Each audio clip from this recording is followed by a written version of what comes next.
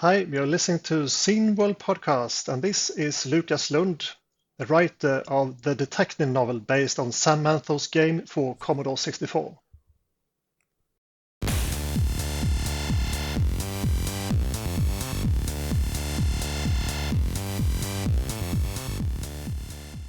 It's this thing, Scene World podcast thing, that True. we're here and we're us doing it. Um, like we do all twice a month now. Um, True. in a minute, we're talking to Darren Melbourne and Chris Smith about the new THEA1200 from um, retro Retro Games Limited. yeah retro games. Um, it's the full size version with the keyboard and everything. There's no mini A1200. There's a mini 8500. But this is the full size with the keyboard and all the other stuff that looks just like the real A1200. So that's coming up in a minute. Before that, we have some news. I guess I'll start because I'm already talking. Um, Number one on my list here is hopping over to an old guest that we had, Project P3OL, which is um, kind of, whereas QLink has the QLink Reloaded, to pick up and run the system. Project P3OL does the same thing with AOL, classic AOL on Windows and Mac, I believe with Mac as well. Um, they just announced they're well, actually, I'm sorry, that's a lie. Never mind, forget that. I got an email today from Project P3OL, and it had this big announcement about Neverwinter Nights coming to it. But then I looked at the date, and it's from 2022. Hmm. So I don't know why they sent that to me today. Hmm. So that never happened. Forget that. There are no news like old news. Yeah. Um, Moving on to the actual things. Um, there's a new preview on the C64. Anyone that likes games, it's called My Day on the Highway. Hmm. So there are two versions in this preview. There's like the very very first preview, and then there's like the current technical beta. Um, and it works on NTSC and PAL, and it is really well done. Like it's the graphics in it are kind of shocking for a C64 game. The way that the stuff is animated and the cars get bigger as they get closer to you. It's not like a Pit Stop 2 where the track moves around. It's just a straight run, and you're kind of weaving between sort of static cars on the road. Hmm. But just the atmosphere of it, and the way that the trees and the cars and everything move around, it's so much smoother than a lot of the games that existed in the 80s and early 90s. This is by a guy called Cobb PG. Hmm. um Never heard. no, me neither, but we'll put a link to where you can check it up. Like I said, right now it's a technical demo, so it's not a completed version yet, but looks pretty damn good for what it is. And even the very first beta version that they have on there looks like it would play pretty good. So, and then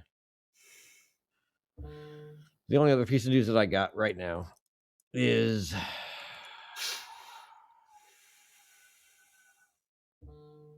the okay, where did this go? It's over here.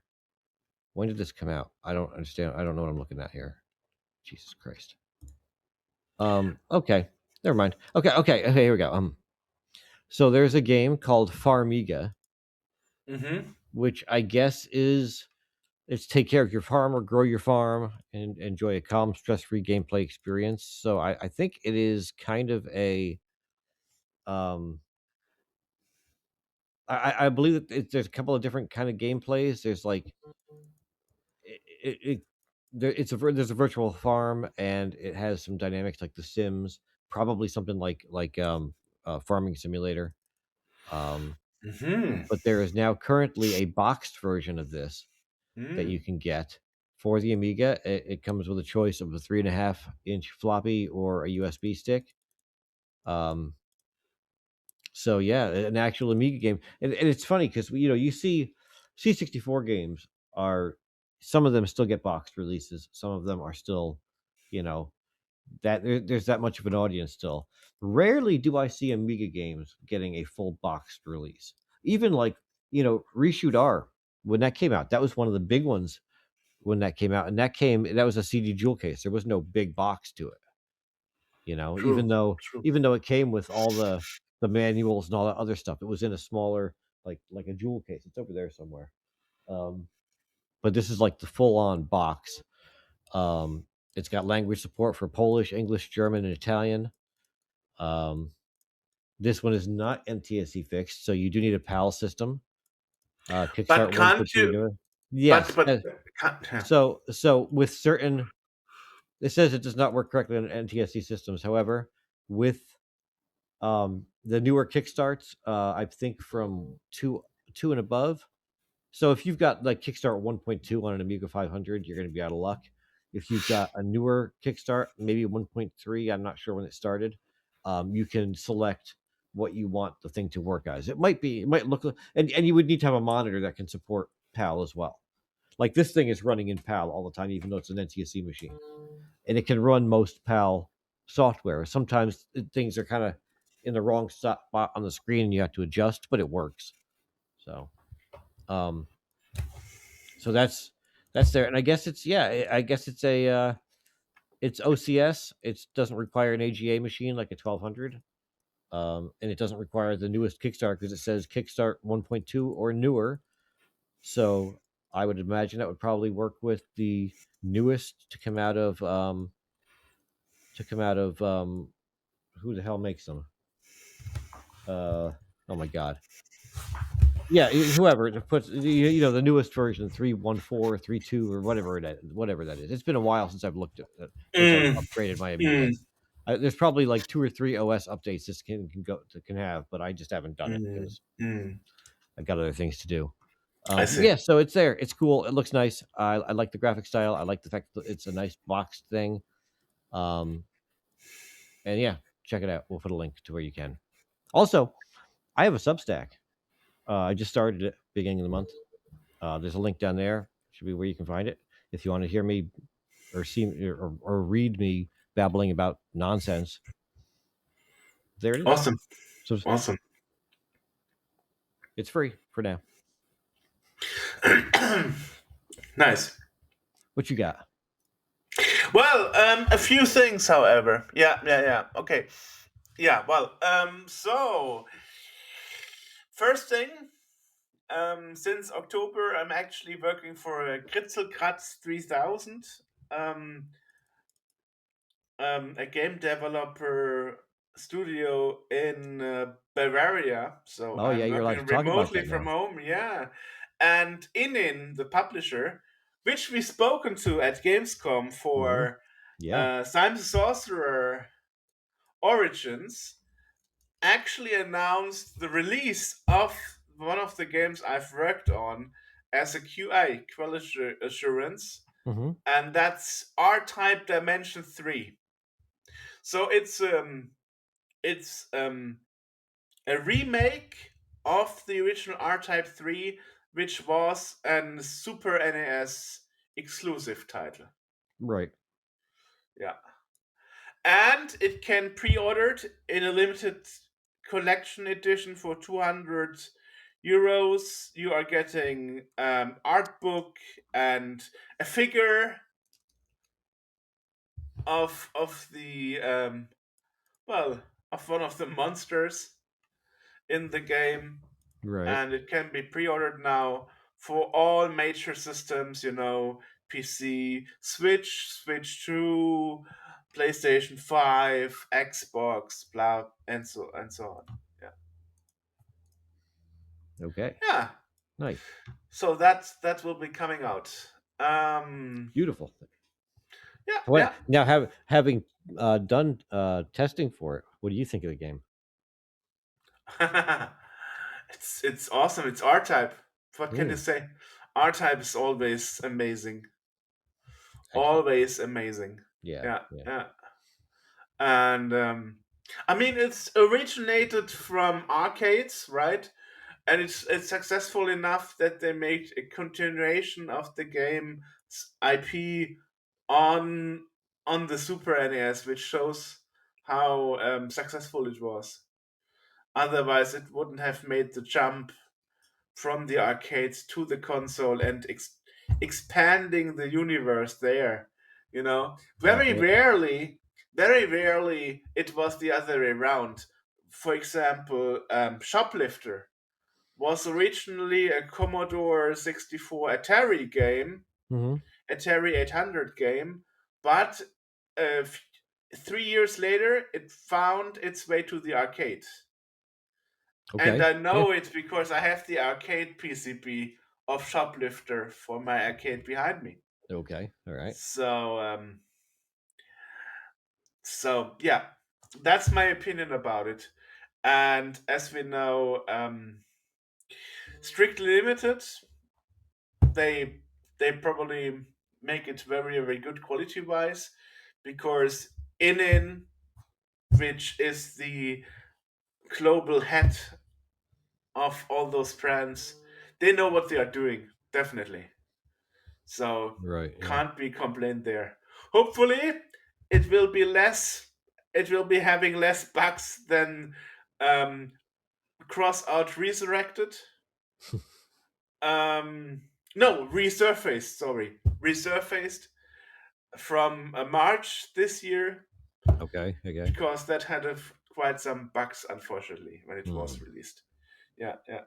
Well, I mean, that's why I'm there now. So Yeah. to make There to sure find all that stuff.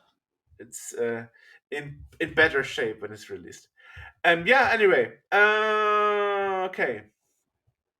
Other news. Other news is there are news about the Wildwood game. Yeah. Behind the scenes, builds are being put in place, and knights are busy weaving their magic. So, new locations and adventure elements are coming together with side quests, main quests, and more besides. One new and beautiful location to discover is the Ancient Library, a long since abundant repository for the combined knowledge of the Wildwood Chronicle. To go to the scoop news slash Wildwood. Yeah. Alongside this, an in game map is being developed, so you don't have to get too lost. Okay. Also, a handy in game inventory to stash your pickups, purchases, and quests items in. Hmm. Yeah. So you can read more about that on the homepage. Yeah. Well, that's the last update on this. All right.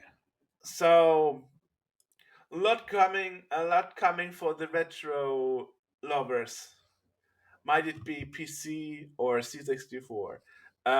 Yeah, and well, the Wildwood game is actually a C64 game, because I forgot to mention that. Mhm. Well, other news. Pebble launched its new homepage and a new product for pre-order, the Pebble Index 01, and Yeah. I talked about it, and Eric, who is the inventor of the smartwatch, actually in his latest TikTok podcasts on YouTube, he explained why he makes a memory device for recording your thoughts on a ring, rather than using the Pebble smartwatch. On a ring that mind you is on a finger that would be a couple inches away from where your watch would be. Right. And the reason is because he would have to turn his wrist and take the second hand to press a button. And that extra step makes him not And the recording his ring thoughts. works. And the ring works how? You just use your other finger and then press the ring That's the there. other thing that bothers me with it is the fact that it's on this finger, the pointer finger. I don't know. I don't like rings to begin with. I don't wear any. But that seems to me the worst finger to have a ring on. Am I wrong about that? And how many people do you think? I feel like even though sure you can just do that or whatever with your finger, how many people do you think are still going to go like that and push the button just because that's what like your brain tells you should do? Well, he thinks, according to muscle memory, nobody, because it works intuitionally. However, let me ask you. You say pointer finger. Is it an American thing? Because I learned it as index finger. Either one, index point, just another Okay, yeah. just to point that out. Yeah, I don't. Yeah, it's technically the index finger. I don't know where I got. That's. I guess maybe when I was a kid, we called it a pointer finger because that's the finger you point with. Don't point at people. It's rude. But yeah, Um, it's one of those things. It's cool if that's what you're into. I just feel like the um functionality or the usefulness of it is limited because again, you don't have the full interface like you do on a watch. hmm. It's essentially, I mean, now and what's the use case he's talking about for it? Well, if you have thoughts and you don't want to forget them, you can record them, and they are So stored. it's essentially And a micro cassette recorder yeah, exactly, and nothing else. exactly. That is also why it's only $75, so it's not very expensive. Does it connect to anything else?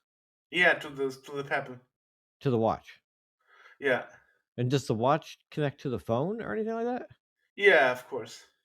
So we've got like a network here of devices on your body all connected to each other. Exactly. But for the case there is no connection, it stores it on the memory, so you never lose a thought. Yeah, Okay, okay. yeah. It's one of those things where it's like okay, I the smart watch thing, I get. I don't think it's not for me personally. Like I've got. It's a lifesaver at Gamescom where you don't hear or feel phone vibrating because you are so distracted. Mhm. But Yeah, possibly, yeah, but I on mean, on the wrist, it's always working. yeah, but it's one of those things where just like I don't see it's trivial for me to pull out my phone, and I don't think that I would. Again, I don't want that constant onness of being always connected to everything. Where like even just checking the time, I'm suddenly online. However, the ring only connects to anything if you press it. So otherwise, it's offline totally. Mhm. It's not Plus, connected plus I to don't like, anything. and the ring doesn't need charging. They say that the battery's going to last for however long. The Yeah. smart watches, you got to take them off and charge them, and that's like I don't take this off. This is on all the time. Like I go to bed and this thing is on. Whatever, Well, I mean, I, these new Pebbles, 30 days battery life. That's also not bad. yeah, yeah. I don't know. It's just one of those things where I just don't see the what when you were a kid, were were those like calculator watches popular? Oh, of course. Yeah, yeah. I remember always wanting one of Even those when my I was a kid. grandfather had one, and he was very proud of it. Yeah, yeah. I always wanted one of those when I was a kid. I never had one. I always had like the cheap digital watches you get free gift with like your book subscription or some nonsense. I never had like a real watch until I was much older. Um, but yeah, I always wanted one of those little calculator watches with all the buttons because it looked futuristic. I'm sure that if I had it, I would never have used the actual functions on it because it's doing math and I don't really like doing math, but it looked real cool and I really wanted one. So they should bring those back. Bring back the old calculator watches with like the 73 buttons and a tiny screen. Yeah, well, I mean, you can hold your thought there because Eric will be on the podcast in February, so you can. Maybe we shouldn't have this part of me criticizing everything about the ring in the intro. We're gonna talk to him at some point. It's probably not the greatest thing to have me shitting on this product and be like, "Hey, come to talk with us about it." Change his mind. AJ thinks this is shit. Hang out with us.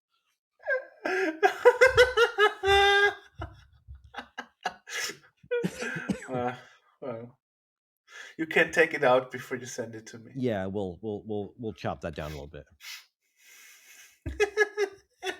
You totally forgot about that, didn't you?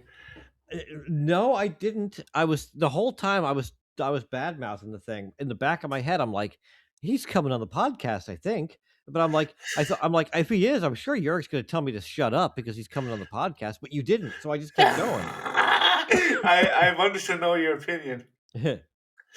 Yeah, My opinion yeah. is, I think it's unnecessary and silly, and I don't think it's going to sell well. However, I am not discouraging him from doing Hmm. Well, the thing is, it. interestingly, a lot of people in the YouTube comments disapprove the idea because of the unreplaceable battery. That too, yeah, yeah, exactly. There's a finite lifetime to it. Whether or not it lasts long, whether or not like you're not using it in however many years it'll last, it's one of those things where eventually the battery will die, and then you don't have this product. And that's the sort of thing. Like I don't, I have a micro cassette recorder that I got in 1996. I still have it. It works. I can change the batteries. If somehow I find a micro cassette somewhere, I can actually record on it. But to think that I would get that and it would be like, yeah, this will work up until a certain point, and then it just won't anymore. You're like, well, I don't want that shit. I want to be able to have that be last as long as I take care of it. I mean, his reasoning for that is like after 4 years or 10 years or however the battery lasts, you will have misplaced your charger by then. Yeah, and probably there will be a new device out that's much better than that version of the ring. However, again, it's just a matter of like, if I'm paying money to purchase a product, I expect that product to last as long as I take care of it. Hmm. I'm not getting that with the intention. And again, it's yeah, okay, you got a 4-year battery life. That's for average use cases. What about someone that really uses this thing a lot? Someone that's like, a reporter out in the field that's using it to record things that are happening like every couple of minutes, and then the thing dies in a year because of the extra use case. Now I'm out of a freaking product. I got to buy I another one mean, if I they're mean, still making it. yeah. I mean, I can imagine seeing how much it is not online and stuff, and seeing how it is always working no matter what. I can imagine that being bought for a professional use case. Mhm. I don't know, like in the medical field Right. or Uh-huh. in a crime environment where detectives are at a murder site Yeah. Yeah. and doing their notes I was and just thinking of trans like, yeah, I was just thinking of media. Like if you're a or that. reporter out covering, like, say you're out covering a protest or Yeah, a civil unrest, that is perfect because you're not going to lose it. It's on your finger. Even if you if get beat up and knocked around, that's not going anywhere. right, and if the microphone is any good, you can even use it for interviews and stuff. Right, right, exactly. So, so you've got this thing that has a finite lifespan. Not only that, but it's basically just you're selling e-waste because it's going to be that. You've already said at a certain point the battery will die and this is going to be useless. It's going to be trash.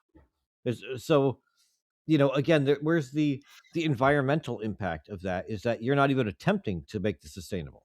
You're saying straight up, this is going to die and it's going to end up in a landfill. The end. No, he said you could send it back and recycle it. But Well, now the thing is battery shipment laws. In mhm, Germany, there are only two companies where you can send batteries or devices containing batteries mhm. to abroad outside of Germany, and that's UPS and FedEx. What would be what would be a better approach, I would think, is that once you've purchased it, when if the battery dies or runs out, you send it in and they refurbish and send it back, or they send you back a refurbished one that you can then continue on with. Because again, if you send that in, what's getting recycled? The battery can't be recycled. The tiny amount of electronics, is there even worth recycling? When you send that back to be recycled, they're probably just throwing it in a trash can.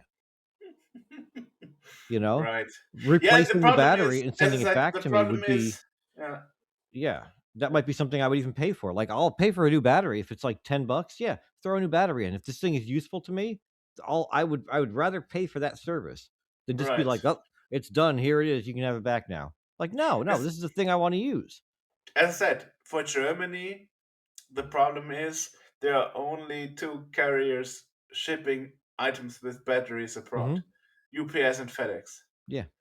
And any other, like DHL, which is our national carrier, they won't do it because they do X-ray of all the parcels going abroad. And when Hmm. they see something like battery like in a device, it's like thrown out automatically and Yeah. returned to sender. So Hmm.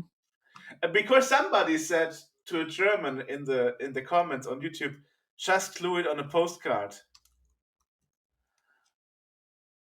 And I'm Okay. like that's not working. That's the least thing that's working Yeah. because No. that's like throw it in your face, postal service. Yeah. Yeah. Really.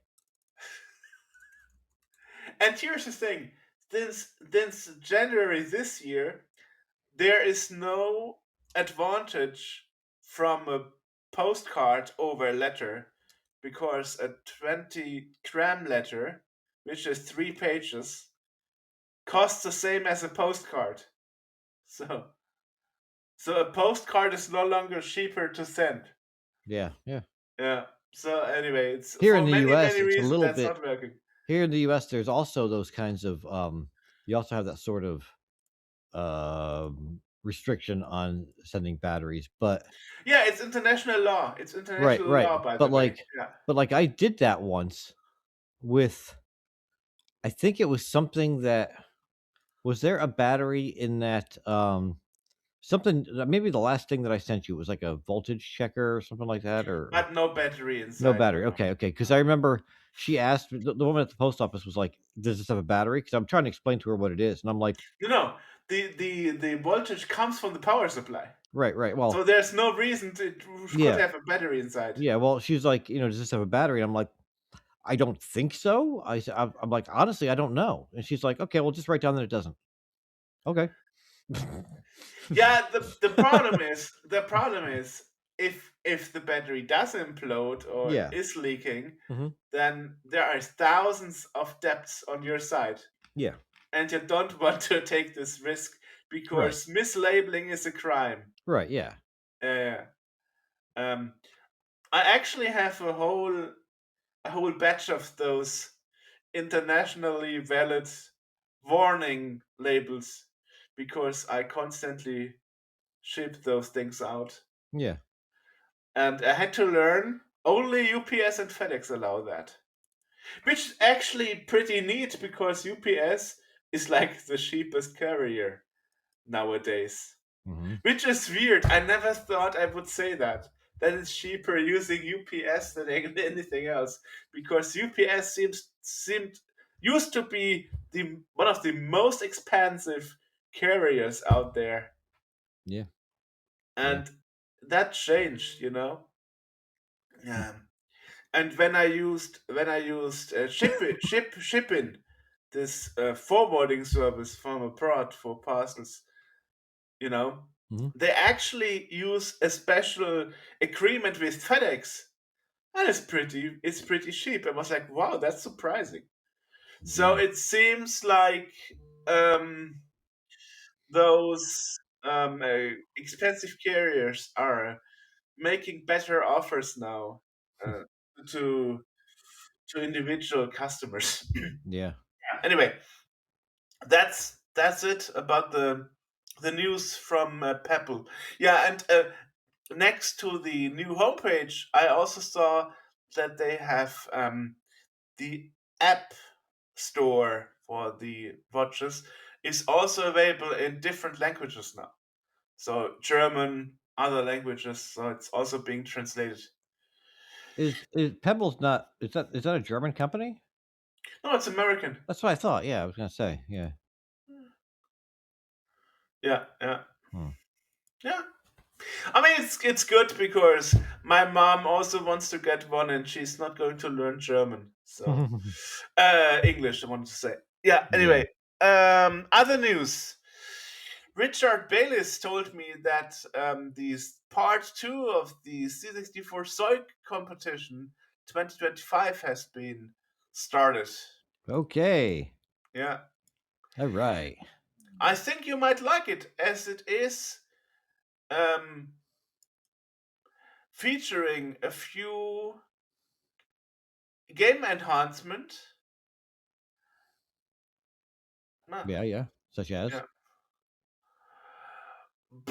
He didn't say. Oh, okay. Yeah, yeah. Oh, was that you telling me that I might like it, or was that him telling you that? It was me. Oh, okay. It was him telling me. Okay, okay. I was gonna say okay. Well, what of those are those enhancements? But yeah, I Yeah, mean that's yeah. I always I used to have a real dislike for Siak games, the shoot 'em up construction kit How for you anyone call that them? You call them what? Siak. Siak. Yeah, or I used to just call them suck games because they often sucked because when you well the shoot 'em up construction kit made a certain kind of shoot 'em up game, and a lot of times you would download games. This was a big thing in the U.S. in like the late '80s. Whenever it came out, there would be a lot of games put up by people that didn't really have game design skills, where it's the same game, it's different sprites, everything else is the same, or the backgrounds are jarring because they make a little star field, but they don't realize it's going to be repeated every three character blocks. So suddenly it's this big gnarly mass of clumps shooting by rather than a nice smooth star field.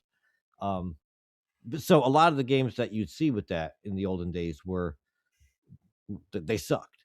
Um, but these days, if most people making games have better handles on game design and and A better grip. right, and better skills at producing the graphics and all that stuff, so it does not look that bad. And there's different. I always thought that the shoot 'em up construction kit made a game, and it was just switching the assets around. No, no, no. It can do more than one type of game.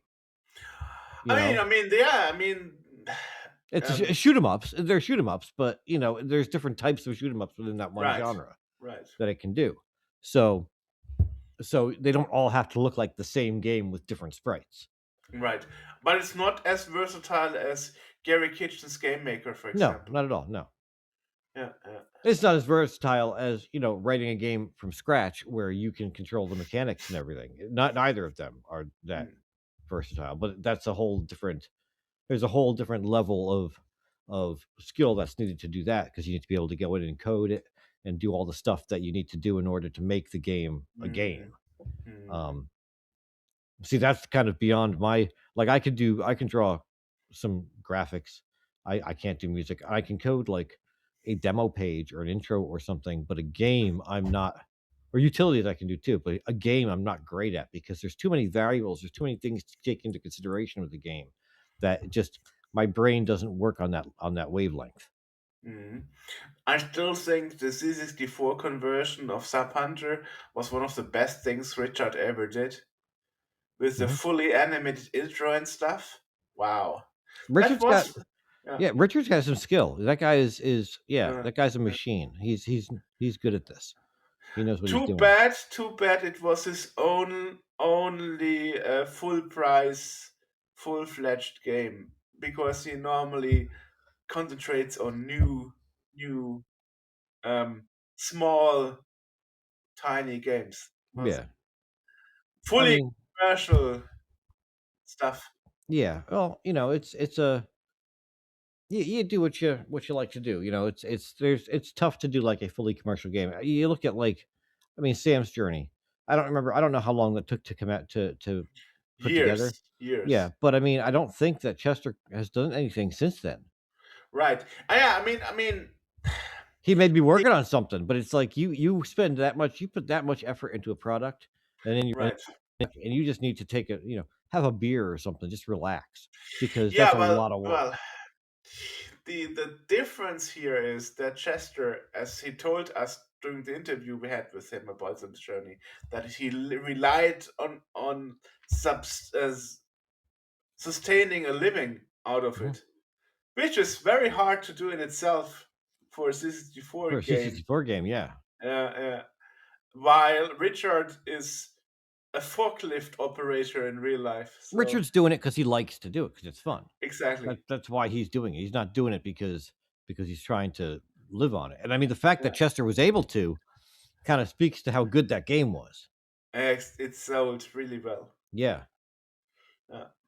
A C64 game in the 2010s, I guess it was at the time, is pretty. No, Yeah. 2010s, really?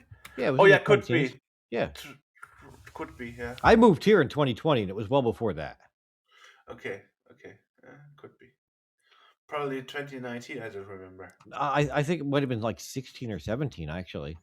Really? 10 Yeah, years? yeah. 10 years almost? Yeah, I think so. Yeah. Hmm.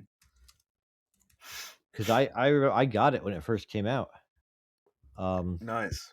And that was let's see. Sam's Giovanni. Does it say? We are talking about the C64 version, not the NES release. Correct. Now, where does it say when that was released? I have no idea. Lemon 64, perhaps? 2017. Ah. Yes. Okay. Good for you. It's got an 8.99 score on Lemon 64, which is surprisingly lower than I would have thought. Yeah, I also saw there is a free release for Christmas 2021 that you can download. Didn't know that. Just For what? downloaded it now. For Sam's Sam's Journey? Journey, yeah. I don't. Just seeing that now. I don't understand. What? Let me show you. Let me send it in the chat. Yeah. If it if it lets me. Come on. Why? Wait, it's not.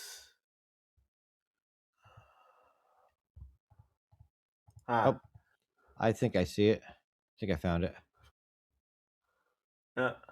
It's a Lemon 64. Oh, is it? Season special.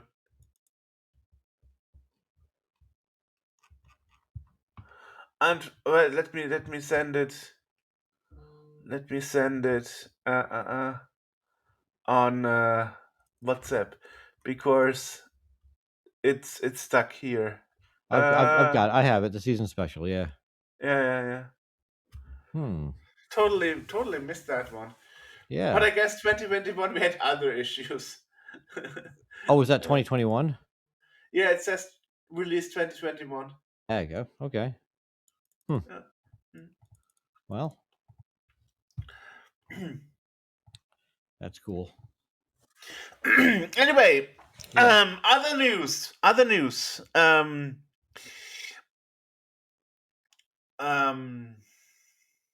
Our friends from Tribune, the dev studio in the French part of Canada, Quebec, they released another kicker.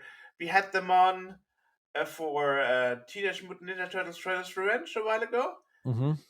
And together with their publisher .emu, they released a new kicker, a new brawler, the Marvel Comic Invasion, with all the Marvel characters from the comics. Okay. In a brawler. It's very successful. Of course, it's how you say it? Selling like hot buns. Hotcakes. Hotcakes.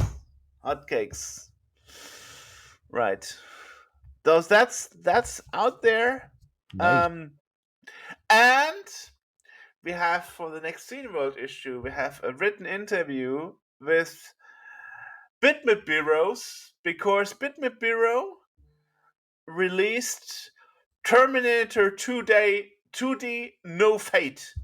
And well, it's actually a second game from the movie from 1991.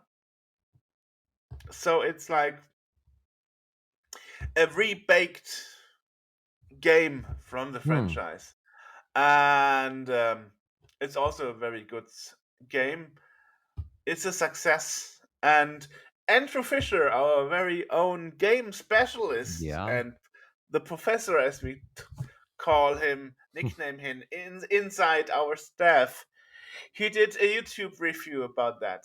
And yeah, and AJ made the thumbnail for it. Yeah. Yeah. So look into that. Yeah, and also some sad news about Project Motor Racing. Yeah, we mentioned it the last time, and I feel like we have to mention him. Mention them again, not in a good light, unfortunately, Mm, because Project Motor Racing developer Straight 4 actually laid off staff after the not so successful launch. yeah, including some that we spoke to. Yeah, that's something I don't know. I don't Oh, know if Alex Martini always has that open for work thing on his LinkedIn, because he is also self-employed as an author. So hmm. that could be.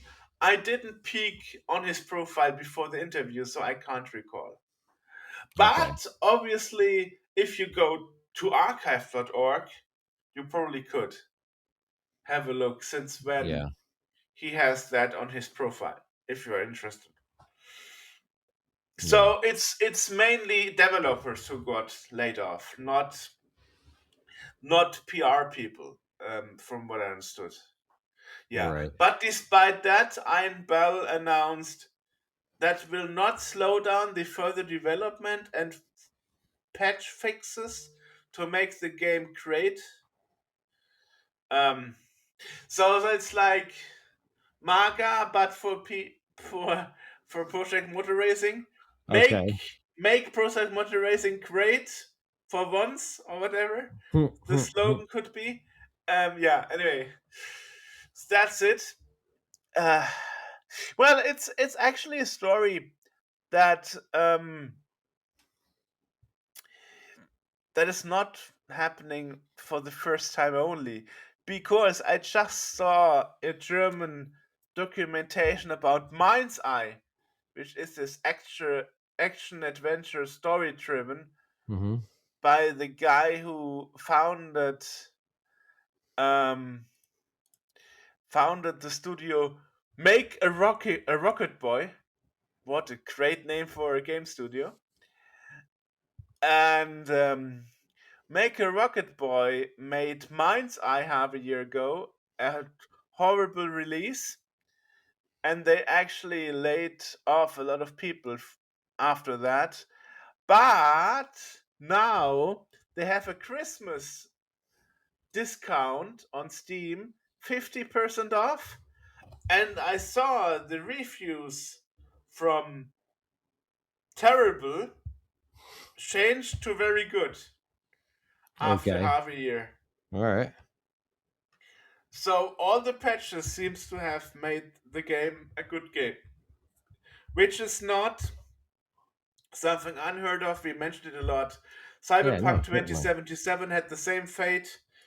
No Man's Sky was the first game that had this Mhm. fate. Was very famous for making a lot of promises and keeping none of them. Um, so perhaps Mind's Eye is the next big hit. Who knows? Yeah. So if you are after it, now you can get it 50% off for 30 instead of 60 euros, or other currency depending on where you live. Yeah. Okay. That's it. Build a rocket boy. What a nice Yeah, that's what a nice company name. hmm. Yeah. So anyway, if you are into James Bond, there is a new game that you can pre-order now. It's not James Bond. It's the one before James Bond.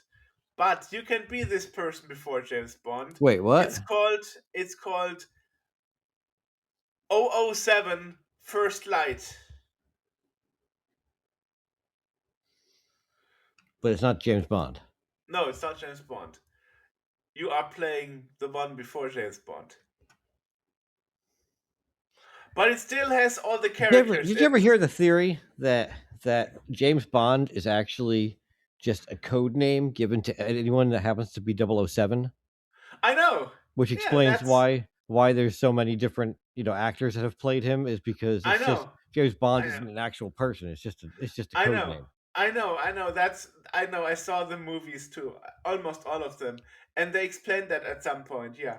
So you are not playing James, you are playing somebody else who is called 007.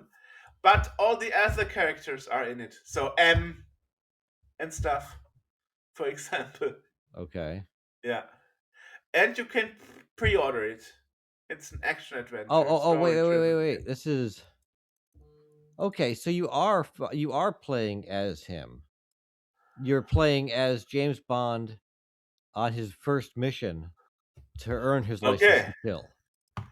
But he doesn't look like any of the James Bond characters. Yeah, well,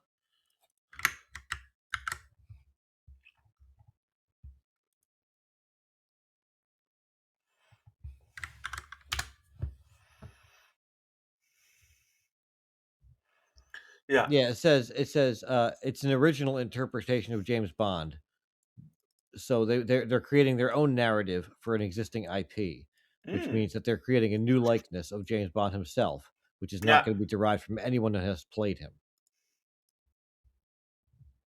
So Right. okay, yeah. Because the last James Bond game was actually Pierce Brosnan Yeah, really? There hasn't been one since then? for the Nintendo 64. That's at least the most famous one. Yeah, I know that one's the most famous one, GoldenEye. Exactly. But there hasn't been one since then. There hasn't been like a James Bond game since that. That seems like a long time ago. I have no idea. Their James Bond looks like just generic white dude. Yeah, could be. There's nothing that stands out about him at all. But okay. Yeah. Just like yourself. Just Well, like the average player. there was a game in 2012, 007 Legends, that was released.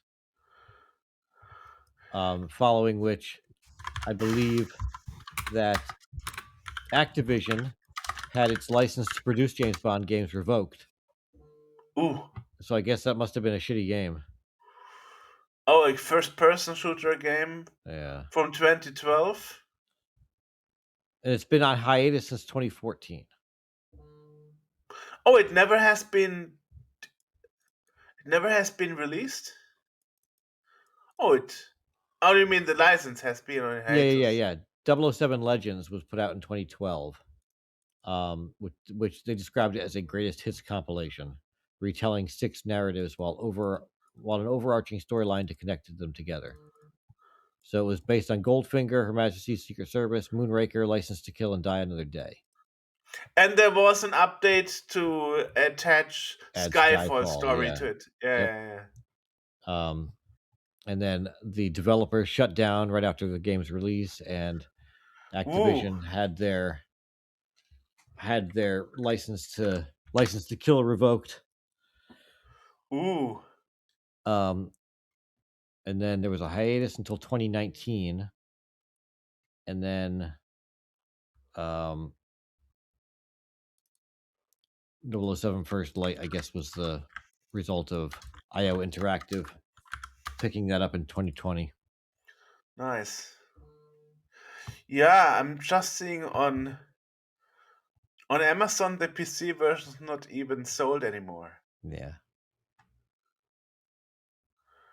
Nice. Yeah, it's a free DLC and free DLCs. Okay. Interesting. Hmm. So I guess the only way to get it now. Oh, it's just 429 euros Oh, that's all. on Steam. That's a steal. That's a steal. Yeah. That's a steal.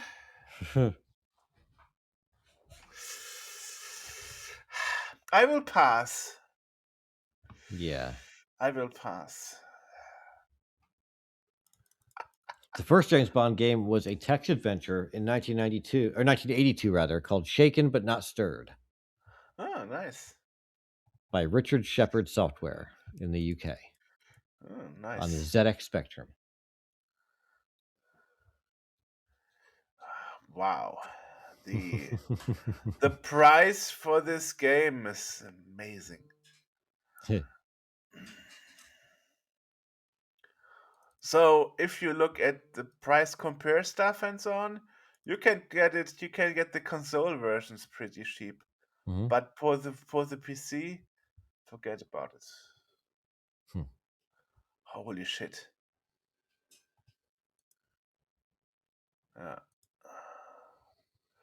Well, if you got the license revoked, you did not a good job, man. Yeah.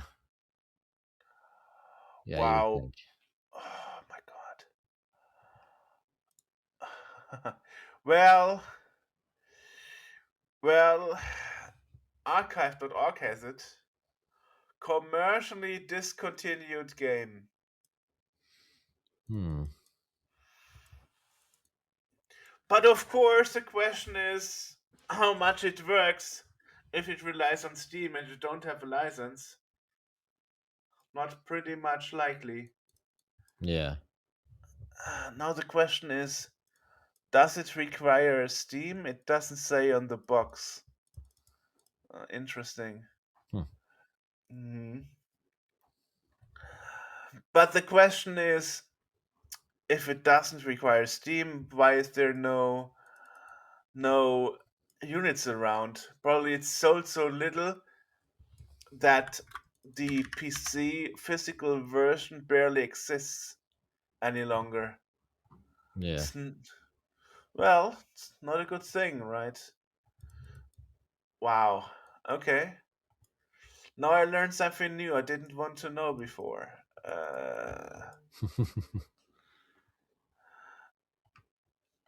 And now I totally forgot. What was the name again?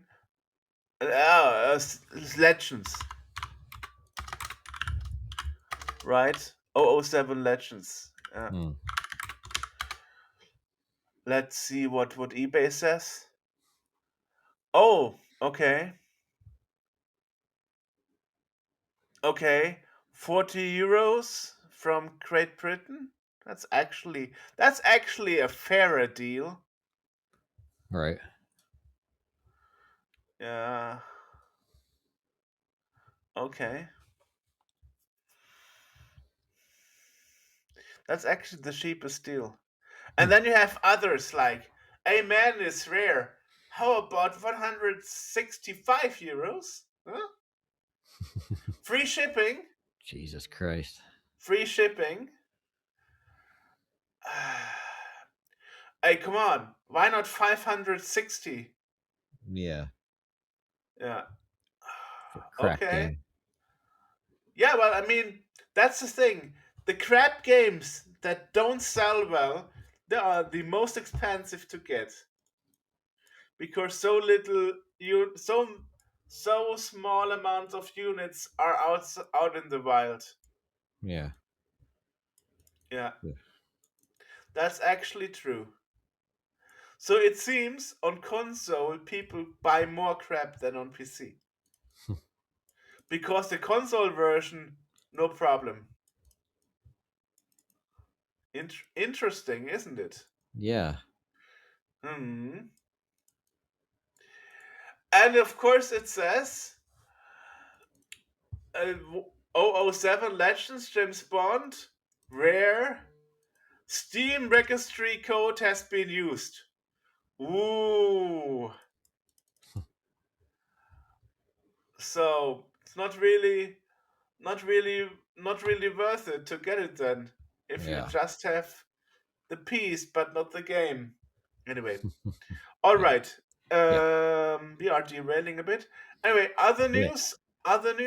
news. That's it. Okay. That's it. Then we should get over there and talk about the Amiga. 1200. Yes. Or you call it What do I do? 1200, right? What's that? 1200. You call 1200. it. Yeah. Yeah, that's what I call it. Yeah. So, all right. Today we again have Darren Melbourne and Chris Smith to the show. Hello. And welcome back, guys. Thanks. Right back again. Thank you. For the, I don't know, 10th time or something like that, yeah. Yeah. It's interesting because some people were already commenting on other videos saying, when will the guys be back? Because you are pushing out so many mini computers. We're doing a bit. It feels, yeah.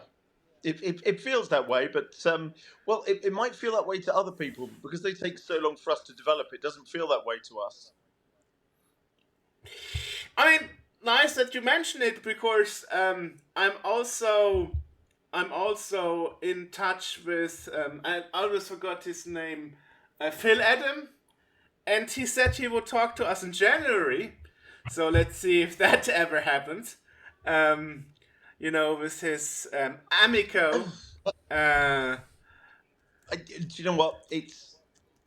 I don't know what to make of the Amico anymore. I can't fairly comment on it. It's you know, I don't know Phil well, but I've known Phil for quite a while. I've always thought he was a very honest, straight up person, and I think if he can get it out, he certainly will.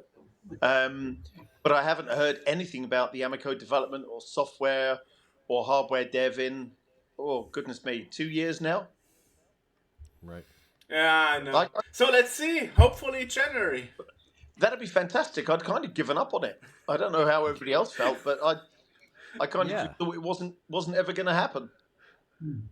Yeah, that's the thing, you know. I was actually surprised when he messaged me on WhatsApp saying he could talk in January finally, after pushing it so much into the future. Yeah. So let me ask you, because I know the last time we spoke, I was kind of complaining that the games that were stored in the Amiga Mini were basically games that had a better version on the C64. So, and I know that your answer was you had a licensing issue with the Mini, getting the better games to it.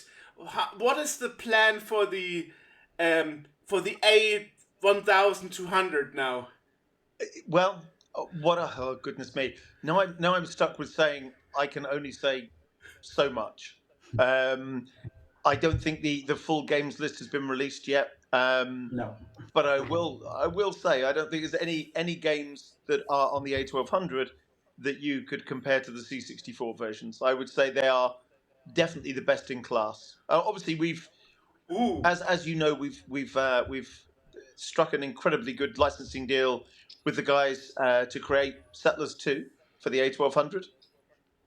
Yeah, I know. Nico Barbat. Okay. Yeah. So that was, in fact, that was the first game we signed, and I think without going into it too much, I would say, Chris, you'd say it's been the game itself has been fairly influential in helping us form parts of the project.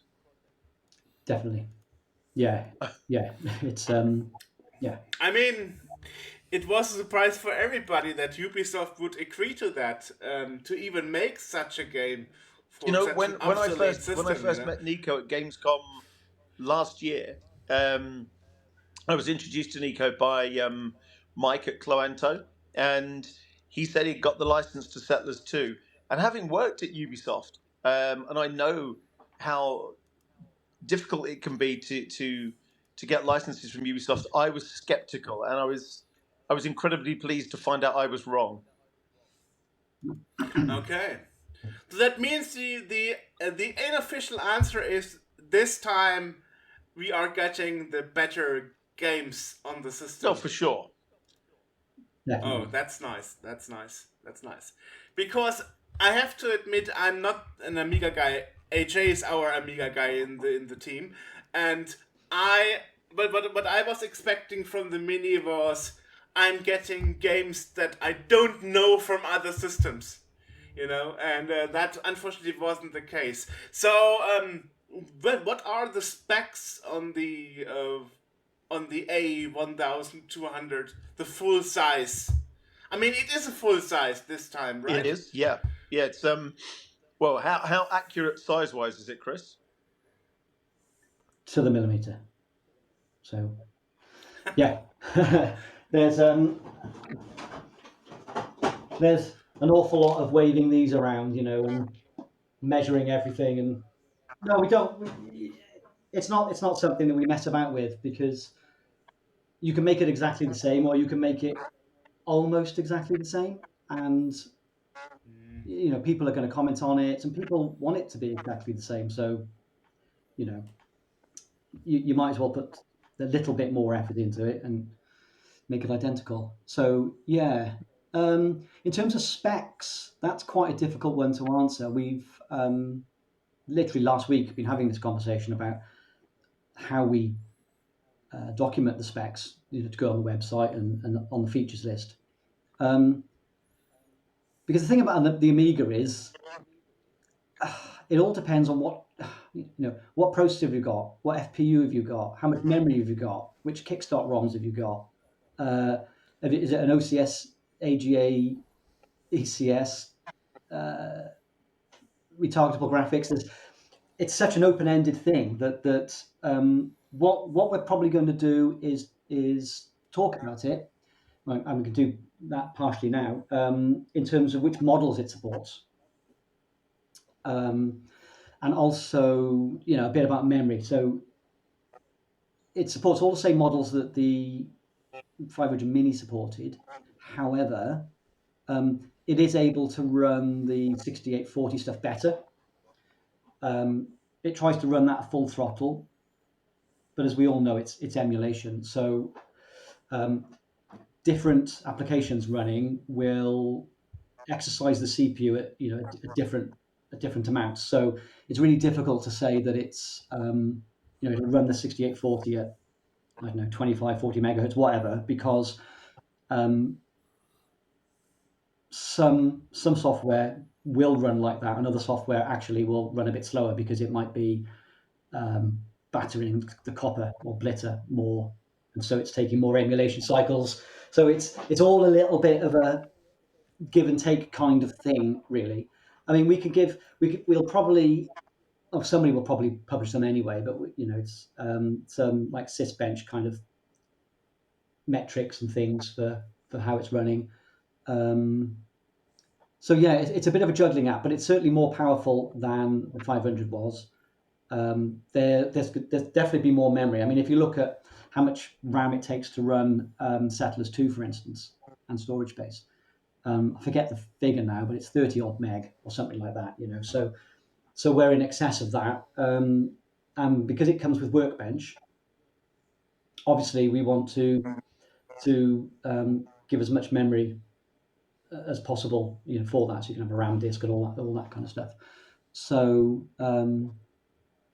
yeah, so higher spec than the 500, more memory. There's more flash storage, because Settlers 2 in itself is more than 200 meg in size as a game. So you know, we're having to cram all this stuff in and use really interesting compression techniques and all that kind of stuff. Yeah, longish answer, but the question of what are the specifications is like really hard to answer. Yeah. Is it reconfigurable at all? Because I know some things, some games, or some pieces of software like different versions of the Kickstarter or the OS. You know, I've got a 500, an actual Amiga 500, that I've got all the Kickstart ROMs loaded into this thing on the side, because some stuff won't work with the newer ones. Yeah, sure. So like the 500, what we can't, we haven't got the license to distribute the Kickstart ROMs. But when you buy our product, you get the Kickstart ROMs in it. So the approach that we take is that if you have a USB stick plugged in, we basically copy or certainly copy those Kickstart ROMs to the USB stick, which is fine because they're yours, because you have a license for those. You can then replace those whichever versions you want. So that's the quick and easy way of doing it, which doesn't involve editing config files and things.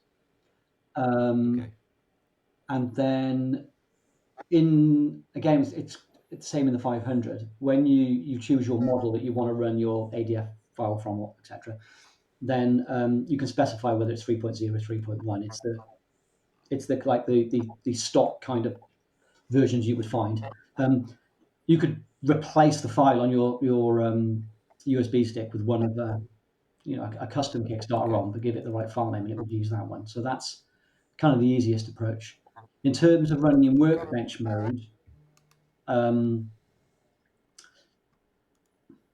and what version of Workbench is it? It'll be 3.1. It'll be what shipped with 1200. It's the latest version up until a point. It all got split off, and some went to Hyperion and all that kind of stuff. Oh, so you're not using like the 3.12 or 3.14 or whatever? No, it's whichever one Cloanto has. But again, that will be deployed on a USB stick, so you can have whatever version of Workbench that you want. Right. Yeah. But in terms of an experience out of the box, there's an advantage of using the 3.1 version because it's what shipped with the 1200, so we're remaining authentic as well, and so that's kind of nice in a sense. But you've got ultimate freedom.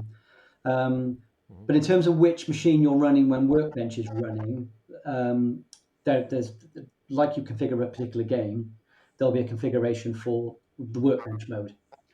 And in that you can say, well, we kind of do it via model, really, instead of saying, it's ECS or blah blah blah. We try and do it via model because that makes more sense to people. But then we have things like being able to set CPU speed and memory size and all that kind of stuff, which may or may not actually, because of course the firmware's not final yet. We're still trying to work out the best user experience.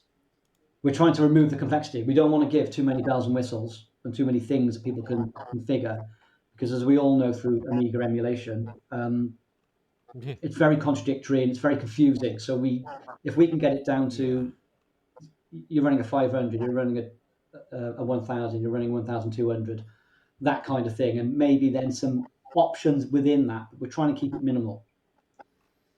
This is for okay. So it's a premium product in that we are targeting.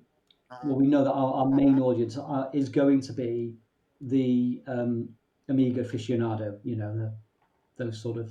Those people. It's going to be us. It's going to be us, yeah. But we're also not trying to compete with what you could do on a Raspberry Pi, because that's a much higher barrier to entry. And if you can meet that bar, fantastic. You're going to be able to figure out or go online and work out how to get certain things working. That's not experience we're trying to offer. We're trying to offer a beautiful unboxing, plug and play, but a bigger ecosystem than you had on the 500s. Full working keyboard, Workbench, and trying to make it as customizable as possible. No doubt people will, and they already have on the 500. And we're not going to lock anything down that's already been opened up on the 500. It may have to be done differently because it's a different product, but we really value the fact that the community goes off and does things and enables features like they worked out how to get Amiibri's GUI opened up in the A500. So, but it was a technical challenge to get that to happen. So if you could manage to get the GUI to appear, then fantastic. You're suitably qualified to press the buttons and things that are in that. It's basically So yeah, we're quite open and flexible about the whole thing, really. So yes, it will be customizable, but we're trying to get it to do, and you guys would have heard me say this before, we're trying to get it to do 80% of what 80% of people want. And that for us, that's a really good T-shirt to be wearing for our products, really. It can't be all things for all people. It's right. Yeah, it's mostly for reliving games and enjoying that. Like you're probably not going to be word processing or web browsing or something. Well, I think it's, you could you know what, it's unlikely, but no doubt somebody will try. You could do it. But You could do it. Most people wouldn't. Yeah, right. Yeah, I mean, the whole idea behind having Workbench on and the full keyboard is that it opens up that whole area of productivity software. I mean, there are some custom GUI things which we're developing, and we've got some tests. We've written some test programs and stuff that we run on the Amiga. We're actually developing that in our A1200 firmware on Workbench. Because it's the best environment to write some Amiga code, basically. And we could have done it on Linux and with a cross compiler, etc. But no, eat our own XXX, basically. So that's the way we roll with stuff generally. So that's what we've done. So and that's what we're expecting. A good proportion of people are going to do. They'll get into the whole productivity software, art packages, compiling software. It's an Amiga. It will feel like an A1200. So. Right. And NTSC and PAL will be the same machine? So I say that again? NTSC and PAL will be the same machine? Yes. So what we've done inside our technical side of things is the video output from the HDMI socket is not coupled to the emulated system. So you could have a 50 hertz output, but you're running the NTSC. So the emulator is generating 60 frames a second. Its heartbeat is 60 times a second. It has no idea that those 60 beats a second are actually being stretched over 50. So it's actually, and vice versa. Because, for instance, there's an awful lot of games that were developed in Europe and they only run it properly at 50 hertz. But you've got somebody who's sitting in America and wants to play these games and they've got no choice but to run at 60 hertz output because their TV only supports it. So it's that kind of scenario. You end up getting half the game on screen and half the game is off the bottom of the screen. Yeah, exactly. So we, like the 500, those two things are decoupled. It takes some people a little while to get their heads around that. We often get support calls where they said, "Oh, I'm running this as NTSC, but it's still outputting 50 hertz." Because they're expecting it to switch, which is a fair comment. True. But it's yeah. It's not how it works. The reason why I'm asking this is actually because I remember that the C64 Mini back then was released in Europe first. And I know that tons of retro YouTubers from America were trying to run the C64 Mini on their NTSC TVs, and most of them couldn't get a picture out of it. Yeah. That's the dumb thing in America is that most places in the world, your TVs or your monitors, they handle 60 hertz, they handle 50 hertz, they don't care. Yep. In the US, it's like you get 60 and you like it, and that's all. Do you know why that is? No. It's to prevent export. Mm-hmm. And the rest of the world doesn't care. Right. Yeah. Exactly. Yeah. It's not. I mean, it doesn't really apply these days. But when they were building these TVs and stuff, it's legacy now. But and to pick that point up about the C64 Mini 50 hertz and 60 hertz, it was a deliberate decision to actually make one 50 hertz and make one 60 hertz output because the game library we put on them, on the US version, they were predominantly NTSC games, and on the European version, they were predominantly PAL games. So the best experience was to run them at their native frame rate. And it caused us a lot of hassle to actually have two different products going to do different regions. We didn't expect then European ones to end up in American, vice versa, but that happened. So we learned a lesson from it, and we've developed a lot of technology. It's not a mistake we plan on making again. No, we haven't since. So when we did the full size 64, it was you could choose which region you wanted. I mean, do you even have many other devices planned? I mean, now you got it all through, didn't you? Well, I mean, there's still the Spectrum and the C16. Well, no, they got the Spectrum. Oh, you got the. Oh, they did the Spectrum already. Of course. Yeah. Yeah. I think people will be surprised at the road. I think people will be surprised to see the roadmap we still have. Yeah. I think. I mean. I was going to say. I think Chris and I were talking about this.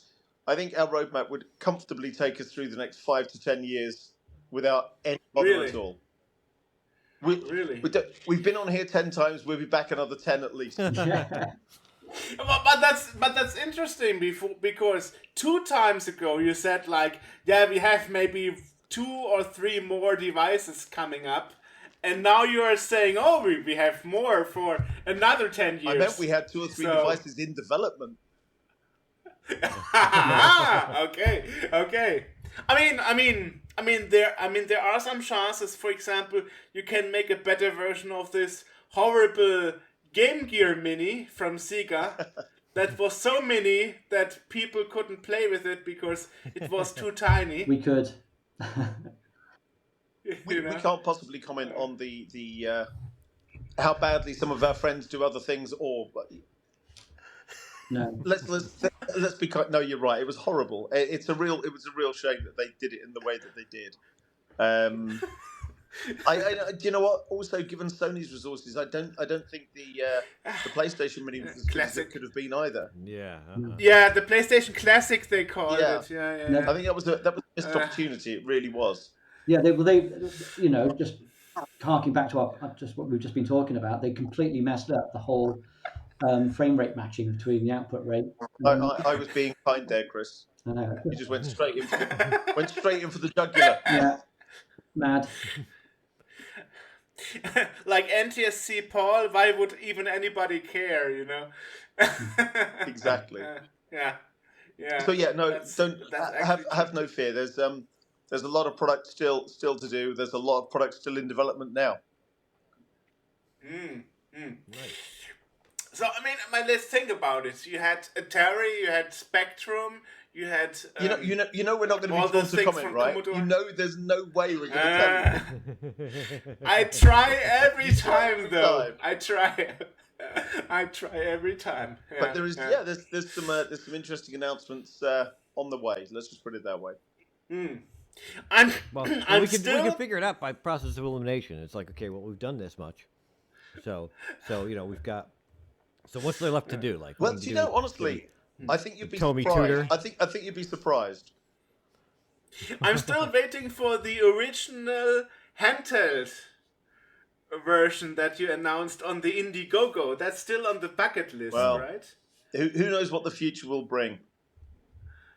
I mean, now that Commodore. Now that Commodore is back, thanks to Perifractis. There are new options. Yeah, what's possibilities, your opinion on Chris Simpson's purchasing of the Commodore rights and putting out new machines? Do you want me to take this, Chris? Yeah. Go ahead. Bloody love it. I think Perry's a great guy. We as a company, we're friends with Perry and his team. We've known Perry a long time. Obviously, he's reviewed all of our products. He's covered, in fact, our products, even when he didn't, but we didn't know him until maybe only about a year ago. And I think he was always very kind to our products, liked them very much.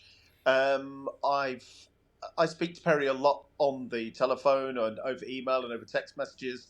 Fantastic. I think he's genuinely passionate about what he's doing. He genuinely cares about what he's doing.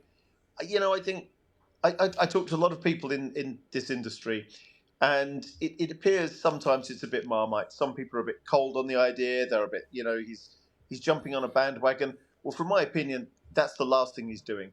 He genuinely cares about Commodore. He genuinely cares about what he's doing.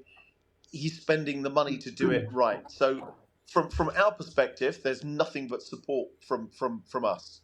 Yeah. So I think when it was first announced online, some of the socials were trying to stir up, Retro Games Limited versus Commodore, and there must be some big falling out. Far from it. Exactly. Far from it. No, Exactly. we're incredibly supportive of what they're doing, and they're supportive of what we're doing. And let's leave this just hanging. I wouldn't be surprised if there was some collaboration in the future. So let's just leave that conversation where it is. Okay. But yeah, no, SX64 Mini. we're as I say, we're more than happy with what those guys are doing, and we support them as much as we can.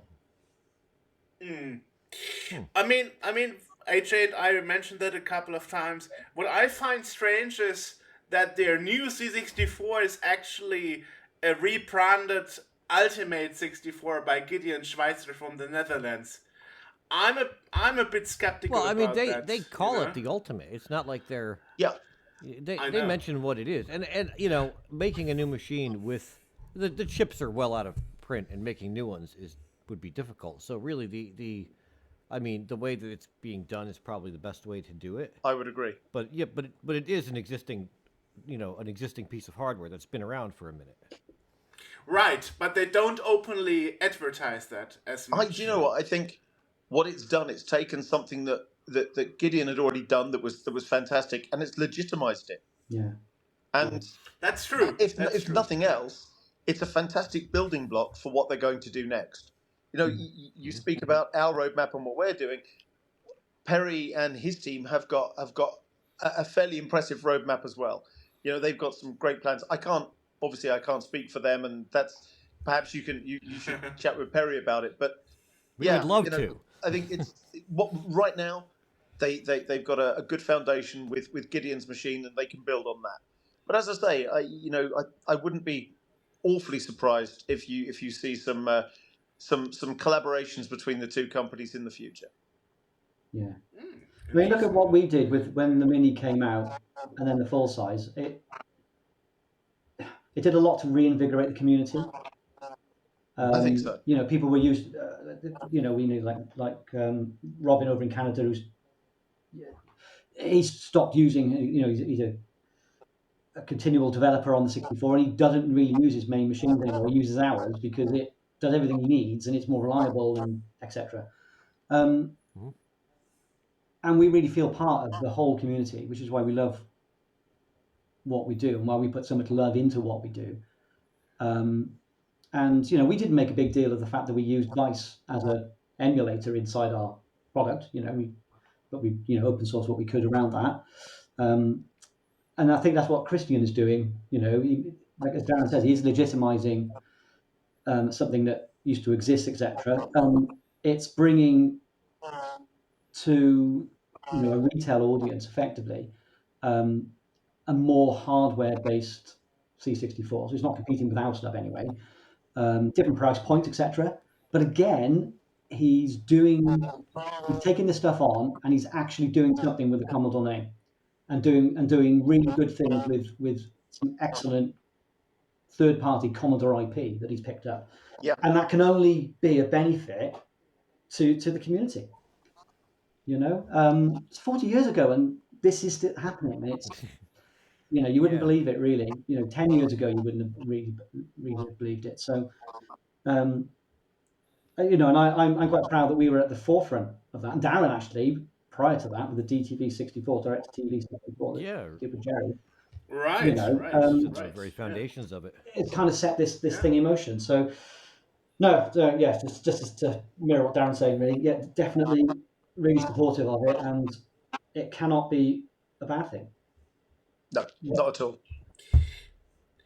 Now, I don't know if you can comment on that, but we also wondered why isn't Jens Schoenfeld involved in anything of that?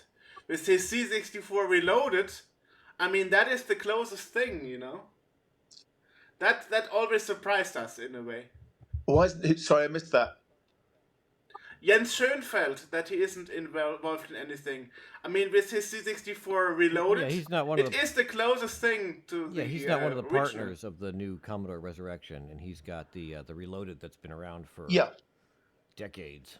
Well, that's surprising for us. I can't speak for Perry and the guys over at Commodore. I don't know if they've had any conversations with Jens. I actually haven't spoken to him for some time. Actually, again, I think he's doing more of the hobbyist side of things. He's done an incredible job again, keeping that side of the community alive. He's kept hardware alive long beyond its shelf date, and yeah, again, always been impressed by what he's done as well. It's from our perspective, there was never really a natural crossover for us to work with him. But again, I can't say whether Perry's had a conversation with Jens or not. He may well have done. Right. Yeah, but it was just your stance, because he's actually relying on the original ICs. As AJ said, those who are spare now, and he's relying on those, you know. So it's a totally different approach to the resurrection of the machine. You couldn't make a viable product with his boards, because you'd have to cannibalize so many chips to do it. Exactly so. You'd just be replacing old Commodores with new ones. Yeah. But and there's nowhere to go with there wouldn't be new ones. You know, you can't develop that idea further because. Yeah. At some point, you would have to reproduce so many chips that you can as well make a new computer, not relying on any of them. Yeah. That's true, and that's I guess that's the only way to go beyond what we've done and what Perry's doing. To go for true authenticity would be to go not even FPGA. You'd have to go full ASIC to do it. Right. And having gone through that painful process once with Jerry, it's not a cheap, easy, or quick fix. And there again, I was going to say, would it be worthwhile? But there again, had you said to me 10 years ago that we were still going to be doing C64s in 2025 and into 2026 and beyond, I wouldn't have thought we would. But here we all still are. Yeah. Well, what I'm missing is, and I also repeat that a lot, is disk drives, especially those 2.25 inch drives. The what? Those what size of drives? The 5.25 5 and a quarter inch for the Commodores. Yeah, okay, that's what you say. 5 and a quarter. Yeah. I miss those too because we never had it. I mean, those drives, once they are not around anymore, those will probably mean the death of the original computer, right? If you don't want to rely on floppy emulation, totally.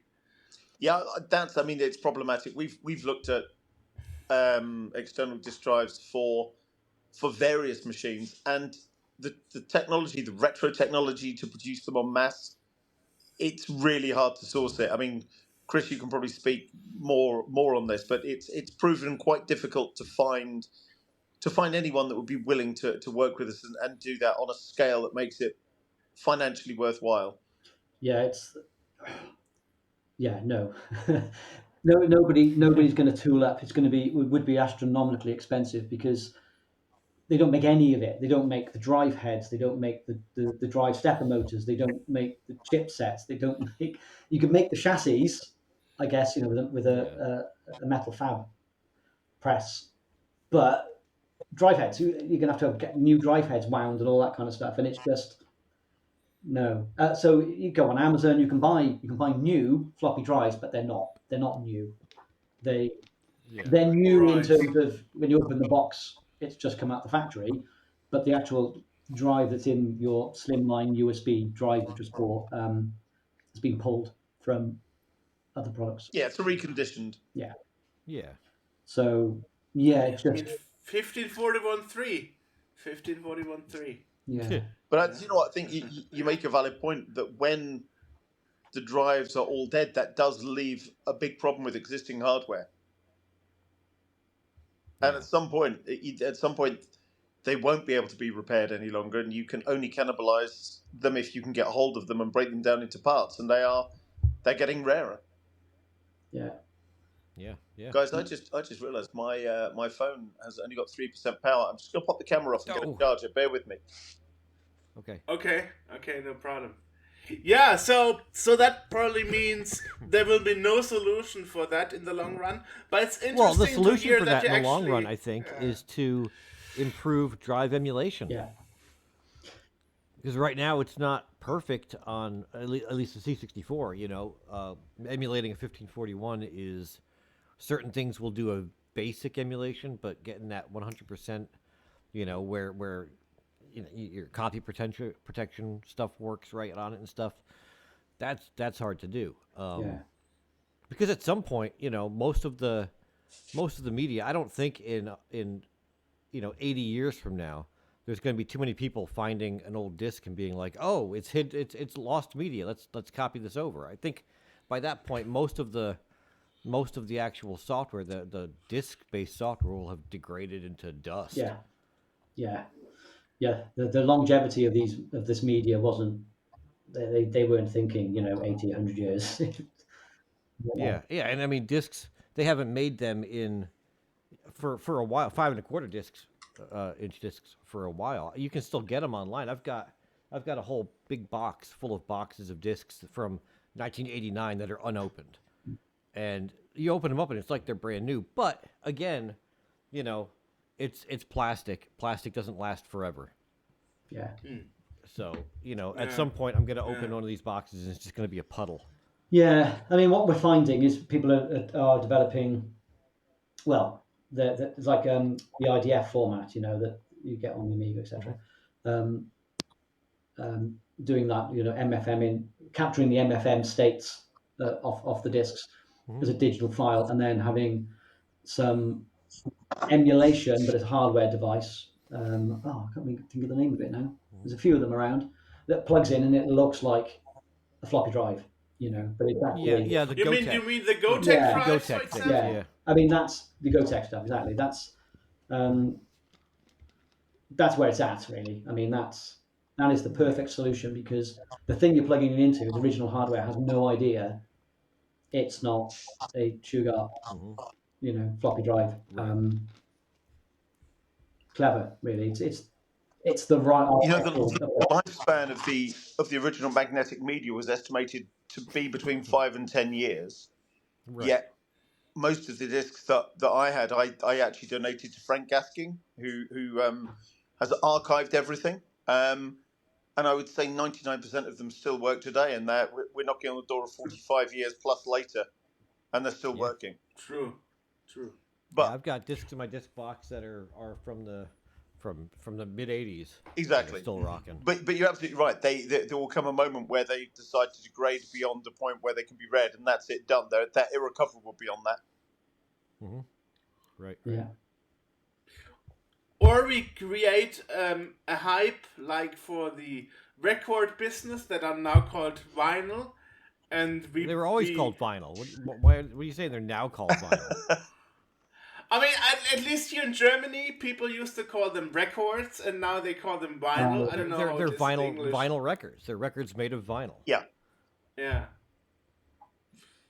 Okay. How did we segue to disc drives? I don't know. That went less. I don't know how this happened. Because you were mentioning of recreating mini computers, especially the C64 in 2025, and it was like that's one of the things that is missing.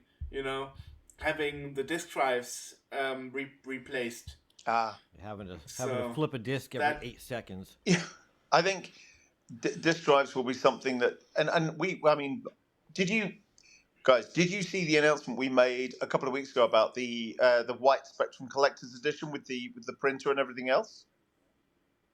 No.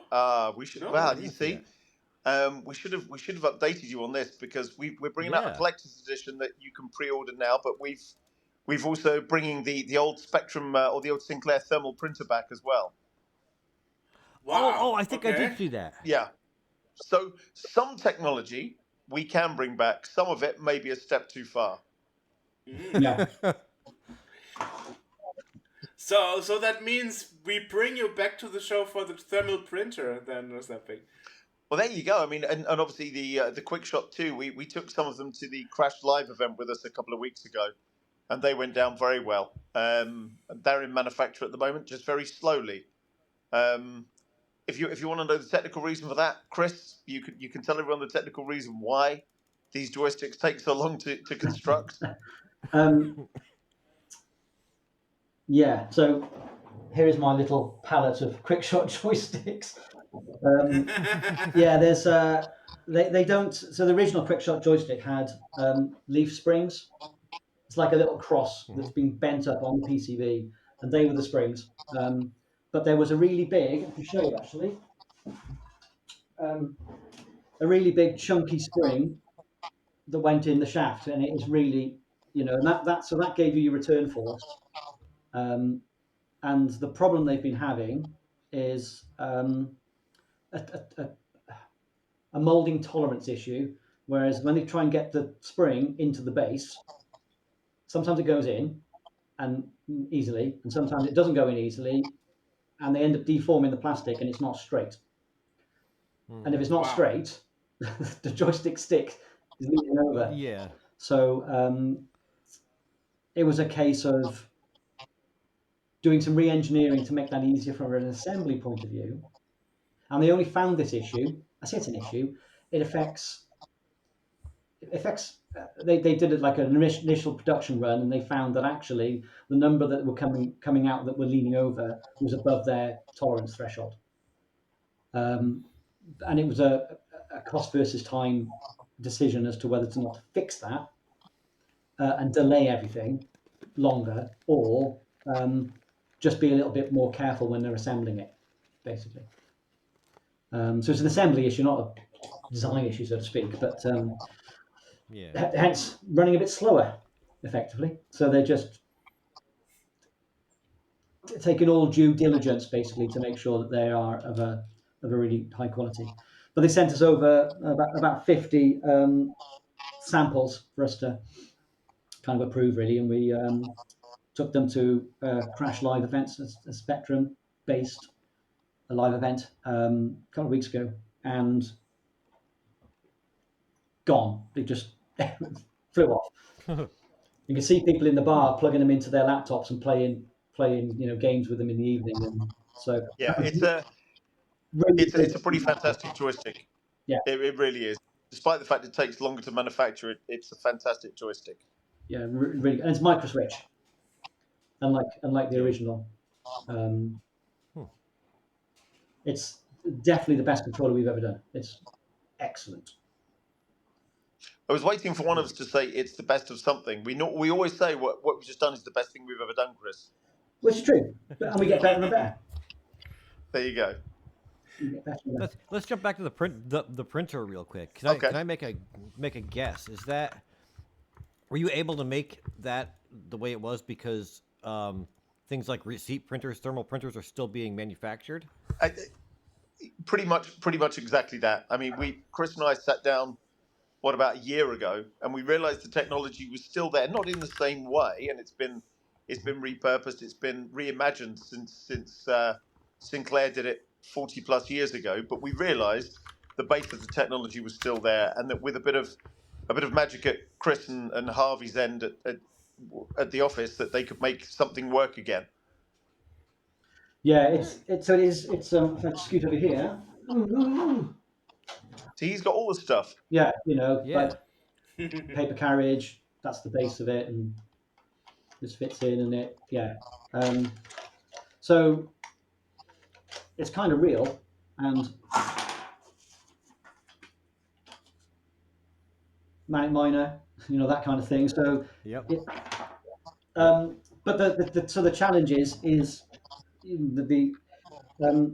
we don't want to change or affect or detract is probably a better way from the original Rick Dickinson design of the ZX printer. And we can't get a mechanism that fits in exactly the same footprint inside the printer.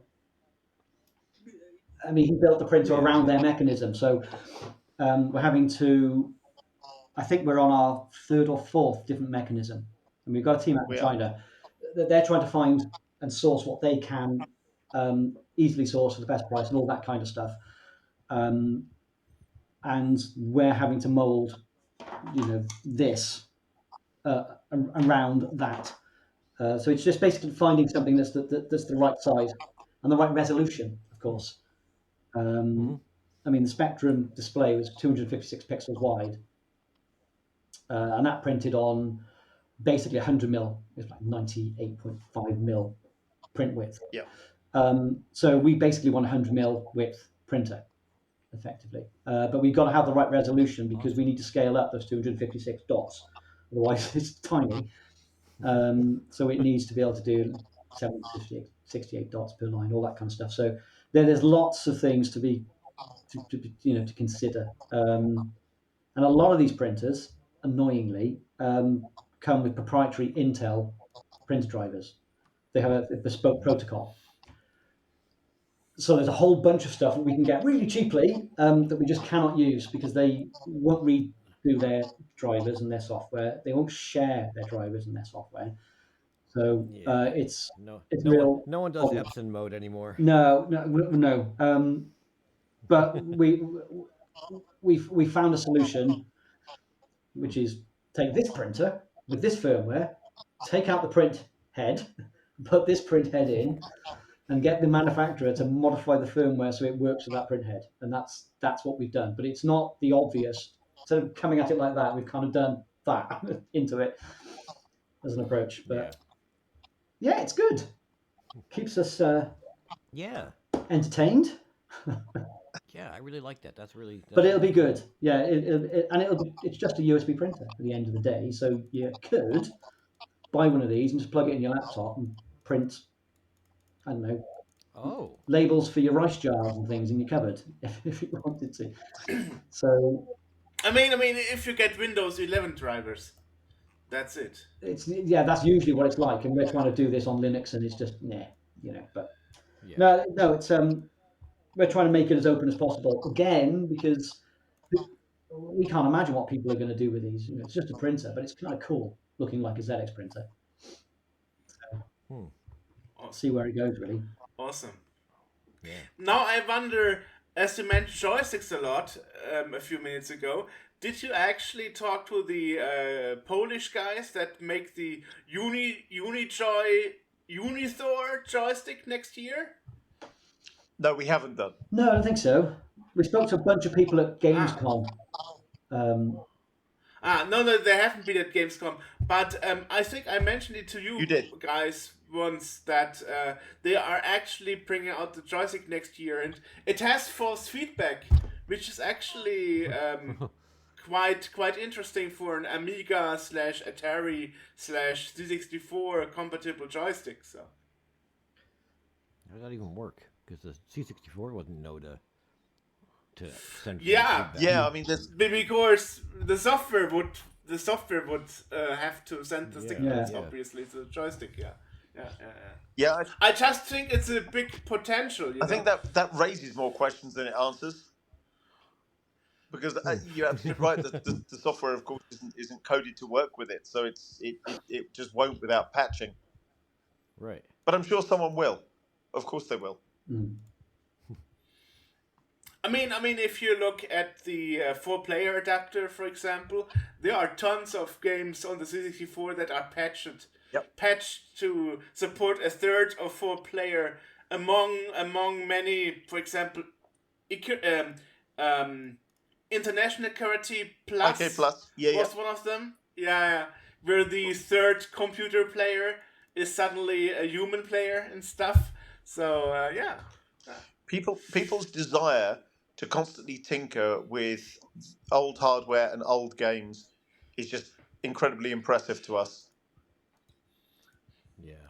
Awesome. Now let's talk about the well, I was going to say the uncomfortable question, but it probably isn't because I think we probably all think the same way, which is that the A1200 comes out in June of 2026, It does. but currently we are not shipping to the United States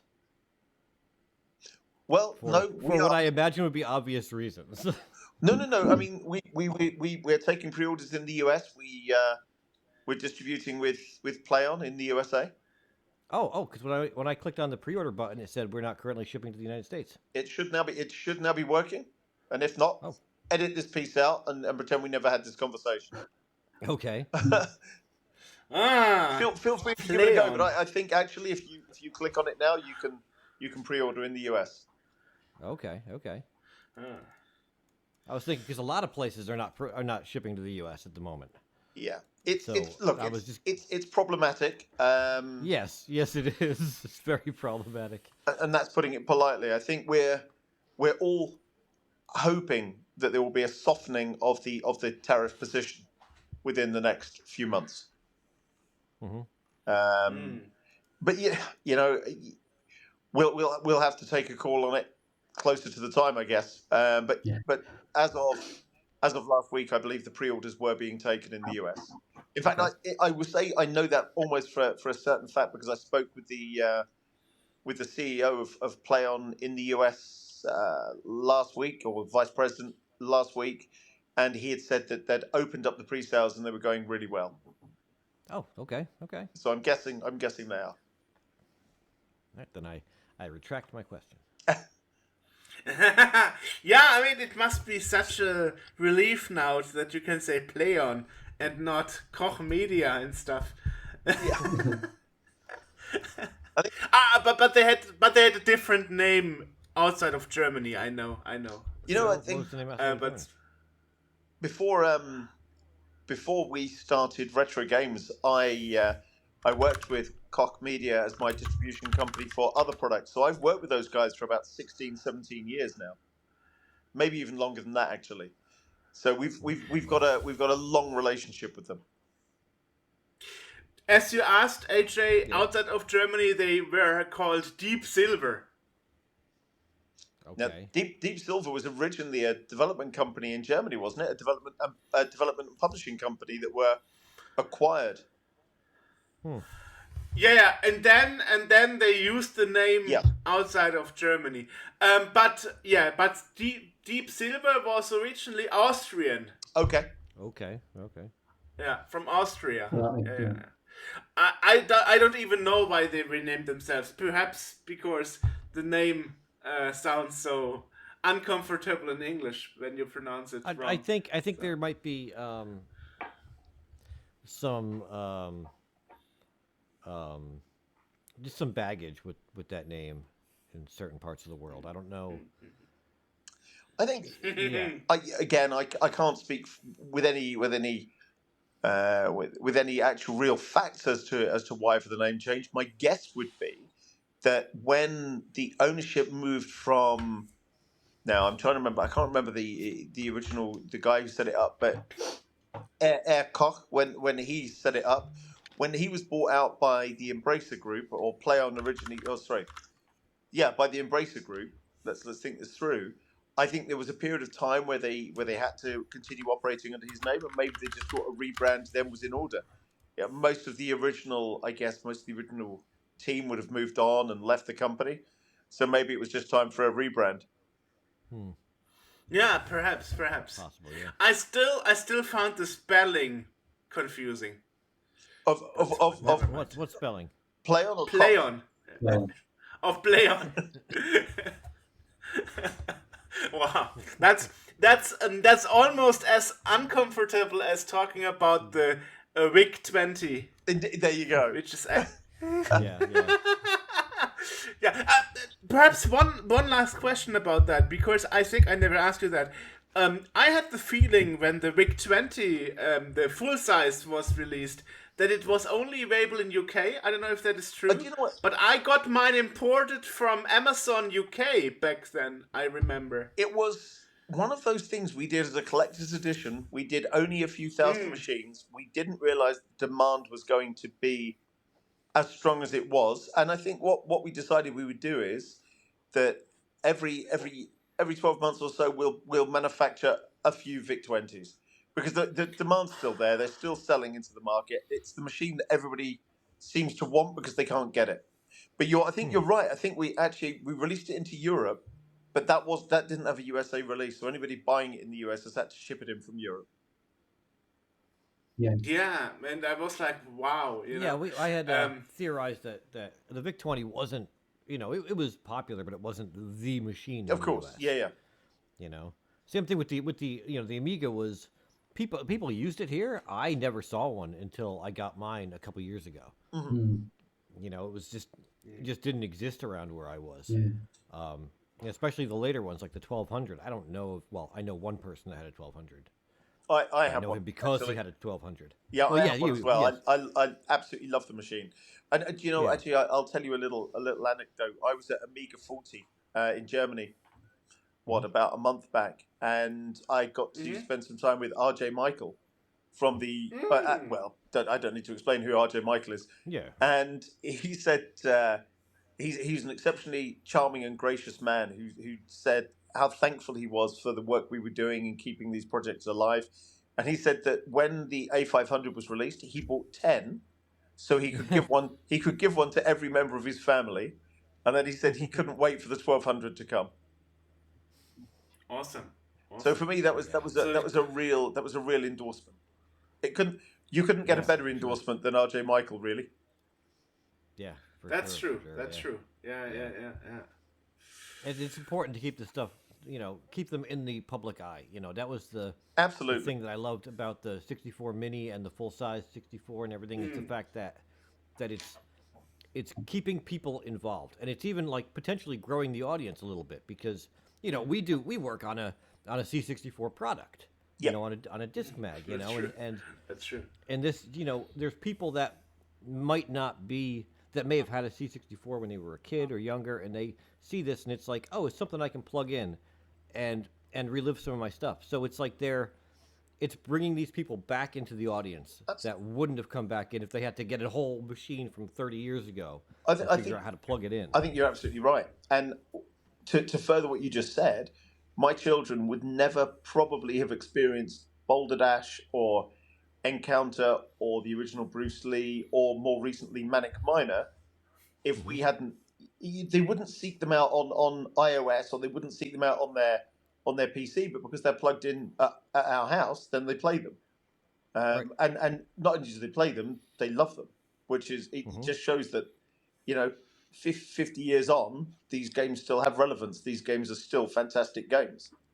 Right, and you don't need to learn the disk syntax to load it. You don't have to do any of that stuff. Just it's on a menu. You pick it, you play the game, and you're good. Yeah, exactly. Well, that's down to Chris's obsessive nature with making it as easy and as fun to use as possible, while maintaining authenticity with the original machines. He also has a nod to making it as user friendly as possible. I remember when I asked you this like 10 years ago, you said it was not feasible to make the C64 portable. I wonder, do you still think this way, or is there a possibility that we see the Indiegogo announced product finally? Oh, is that the time? I just realised I get the No, I just wonder. Do you still think 10 years later it's not feasible to make a portable C64 and batteries? Just wonder. Now I would say perhaps watch this space. Okay. Because that is still what I want, I can get portable SNES, I can get portable Mega Drives whatsoever, but I can't get a portable C64. I mean, I can get an SX64, but that's 20 you have kilos. an SX64. I know. Yeah. But that's 20 kilos, I was just that was never portable. I don't care what Commodore said. That's a backpack. Yeah. Exactly. Yeah, exactly. That's it was the first portable color computer. Yeah. Yeah, I would say perhaps my answer has changed somewhat, and okay. Let's see what 2026 brings. Awesome. Right. That's a statement. Yeah. Okay. Nice. You can read into that whatever you want. We'll schedule the podcast for 2026. Yeah, after sounds the, good. The talk here, yeah. Awesome. Yeah, well, so where can people pre-order the the machine? The The A1200. the We can pre-order the A1200 or the Spectrum White edition directly from our website. Okay. Awesome. Retrogames.biz. Oh yeah, that would be helpful, Chris. Thank you. We need a QR code to just hold up. Yeah, for anybody who doesn't know what it is, it's retrogames.biz. But yeah, you can pre-order directly from there. Ah, interesting. And as you just mentioned, the America will have a later release because it's a pre-order. No. I think we're going to aim for, assuming the tariffs don't suddenly wildly spiral out of control, then the USA will be able to get a delivery fairly much around the same time as Europe. Yeah, so let me clarify. Let me restate what I said earlier. If I try to pre-order from retrogames.biz, I get a little message. But if it then takes me to Play On, and that lets me order fine. Yes. Yeah. So we shoot you through our distributor. So it's you're into our distribution channel, but you're directly into it, not via a shop. Basically, it's a shop at the distributor. Effectively. Yeah, so it is available for pre-order in the US as well. Yeah. Interesting. All right. Okay. Well, I guess we got it covered. Yeah. More than probably we ever wanted because we derailed a bit, but that's where it gets fun. Interesting. Yeah. Thank you guys for sitting with us again. No, guys, you're more than welcome. Well, it's good. It's good to chat. So you're quickly becoming our most our biggest repeat guest. Hey, it's always fun to talk to you guys. It's always fun to do this. It's always fun to see what you can get out of us that we're not meant to be telling you. But we're getting good at it. Yeah. So next year we invite you again for talking about Spectrum printers when it's out. There you go. That's perfect. Right, guys. We skipped one though. Oh, go on. We skipped the Plex C64 Mini. We never talked about that. Oh yeah, that was quite a bad omission actually. But I mean, it's basically the same machine, but with new games. Yeah, but have you seen the games on it? I mean, I have it here. I got it a few days ago, but I didn't have time yet to check it out. But I saw Sam's Journey is on it. It is. So it must be good. It must be good. Thank you. Yeah. I think it was our intention to curate the very best titles that have more modern titles, but the very best you could get. So that's basically what we went for. Yeah. And again, that connects back to our whole ethos of being part of the community. All of these games are, I mean, there's some on there that are about 10 years old. I mean, it's a 40-year-old machine, but majority of them are more recent, and they're exceptional, and they are games that are being written for the love of it by people in the community, and they put them on itch.io and various other little digital distribution outlets, and they're making a couple of $100 maybe tops on stuff, but we license them, of course, and and again, it's people wanted. They're still asking for the Mini, and they can't get hold of it occasionally, etc. So when we did a new run, it's well, why don't we do a run, but put community content on it, licensed community content, again giving back to the community, etc. So yeah, it's good, and the games are brilliant. Cool, yeah. The only thing I will say is, Chris, the one thing I will address is that Sam's Journey, I think, was released as a collector's edition by Protovision, and Chester and Jacob have both suggested it's done incredibly well at retail. Yeah. In fact, it did. Far more than anybody expected it to do. It's a brilliant game. It's true. Wow. Yeah. Oh, it's incredible. It's incredible. It's an amazing game. Yeah. Can you imagine if Chester had? Well, I mean, he's not old enough, but forgetting age for a second, can you imagine if Sam's Journey had come out in mid-80s on the 64? That would be, well, somebody who would be flying around in helicopters and driving Ferraris everywhere, I would imagine. Yeah, right. Yeah, that's Yeah, it's probably one of the best C64 platformers ever. I think I would argue it's the best C64 platformer of all time. I can't think of. Yeah. I mean, there's others that would give it a run for its money, but I think given it brings some incredible attention to detail, some hardware tricks, some contemporary gameplay elements into it. I just think it's you're going to have to really go some to try and better it. I would say I'll put a stake in the mud unless Chester does a sequel or a follow up. I can't imagine that ever being bettered as a platformer on the 64. Not now. Right. We encourage people to try, though. Yeah, absolutely. I think everyone should try. I mean, it took Mayhem in Monsterland from the throne. It did. Yeah, absolutely. That used to be the most technical advanced jump and run on the 64. Mayhem in Monsterland, I would say, was the gold star, and arguably, I think graphically may still edge Sam's Journey, but it doesn't play as well as Sam's Journey does. Right. That's my personal opinion. I mean, other people may feel differently, but I think Mayhem probably. I think graphically, I still think maybe it looks better, which I know is quite a big statement given how great Sam's Journey is. But Mayhem in Monsterland, given how old it is, was an incredibly good title. Yeah, 1993. The real magic in Sam's Journey is, aside from how well it plays and how well it looks and how well it sounds, is the fact that it's fun to play but doesn't get frustrating. Nope, it doesn't. You're right. There are so many platformers that look good and they sound good, but then like you get 3 levels in, and you're like, oh my god, and that's not what this does. Yeah, Turrican. Exactly. Yeah. I think you're right. Turrican's punishing. Manic Miner was punishing. Sam's Journey is very forgiving. But I think again that comes down to modern gaming is more forgiving. Yeah. I think when we all started out, home computer games were based on arcade games, which were there to take quarters or 10 pences or whatever denomination. Look behind me.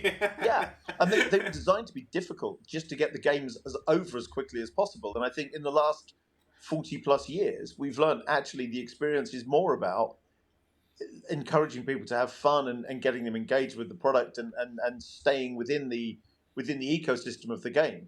So Sam's Journey does that incredibly well. You can explore, you can wander around, and if you have the misfortune of dying, it just pops you right back at your last spawning point, and off you go again. It's great for that. Yeah. True. Yeah. True. Yeah, It's a great game. Awesome. Well, this was an exceptionally varied podcast this evening, guys. One last thing before I lose my mind. You mentioned Boulder Dash. Yeah. The Intellivision Sprint got a Boulder Dash in it. It certainly does. Yeah. That was a surprise. Out of all games, they got a fan-made Boulder Dash in it. And it's a great version as well. I didn't get the console yet. Did you? I think it's really well put together. It's got a great games lineup again. It's got Astro Smash and Shark on it as well, which really for me they're the two big games. I don't know if you guys are familiar with Shark, but as a 2-player experience, yes, it's fantastic. Yeah, Shark, I know. Yeah. But yeah, no, Boulder Dash on the Intellivision. Right. If you haven't played it, play it. It's great. Interesting. Yeah, it's interesting that they got First Star to agree to it, because I know they are one of the few companies still strong holding the license pretty much. Okay, well, I'll just slightly break your belief there and say that First Star don't own it anymore. Ooh. Right, they sold it to a German company, right? They sold it to BBG down in Munich. Exactly. So, yes. The chief at BBG is a lovely guy, a friend of ours called Stefan Berenson, and it's him who allowed Atari and PlayOn to use Boulder Dash on the Intellivision Sprint. Oh. Interesting. Okay, nice. Okay, that's so got a little background story more, there. More lore to that now. Yeah. Awesome. And Chris is sitting there thinking, "Wow, all those stories." Chris is probably sitting there trying to work out how to do something with springs or print heads. Yeah. Maybe. Yeah. Chris wakes up in the middle of the night trying to work out what to do with springs and print heads. Yeah. Yeah, I think you are an incredible team, and I'm Yes, absolutely. really thankful that you put so much effort into making things so working so nice, and not just like a product that is just a money grab, So It certainly isn't that. No. It's a string of products that are really well received and well kind of like there's a lot of thought that goes into them. Thank you, Chris. definitely. I'm sure you're saying all the right words for Chris there, because we have this discussion all the time. Yeah. I guess it comes down to what is it you're trying to produce? Is it going to a glorified Raspberry Pi in a 3D printed case, or is this something that people are going to connect with? And we're in the nostalgia business. We're doing this because we're nostalgic for these previous products, and I think it's got to be done with sensitivity, and also recognizing that people are older, and also part of why they get animated and excited about our products or revisiting the machines and the computers and the games consoles that they had as their youth is that they want to share that with their children, and their children Absolutely. are of a different time. So you have to, in designing these things, you have to be thinking about accessibility and bringing in modern elements without detracting from what that product used to be like. And it's a struggle, it's a battle, and dare I say it, I think we're getting better at it, but it does take an awful lot of effort. That because they look simple to use and they just work, they appear simple, but there's a great deal of time and complexity that goes into making it simple. You could throw something together that's really complicated really quickly. It's not the same to do it the other way around. And Darren and I were talking about this morning. It's a battle, and we as a company have got to find a line in that, because we can't go too far because it takes us too long. But at the same time, you've got to meet certain expectations or contact points with the audience. I am one of those people that have high expectations all the time. Darren knows about that because I think, do you know what? The way we look at it is, our quality bar is we build products that we ourselves would want to buy.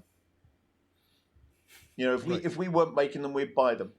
I shouldn't be talking repeatedly about another or other companies' products, but it's like our friends who've just done the Vectrex Mini. It's Right. fantastic. It's such a nice product, Yeah. and because they've taken the time to get it right. So, again, all the success in the world to those guys. Have done a great job of it. Yeah, absolutely. And obviously, we've all bought Vectrex Minis. We've all pre-ordered them.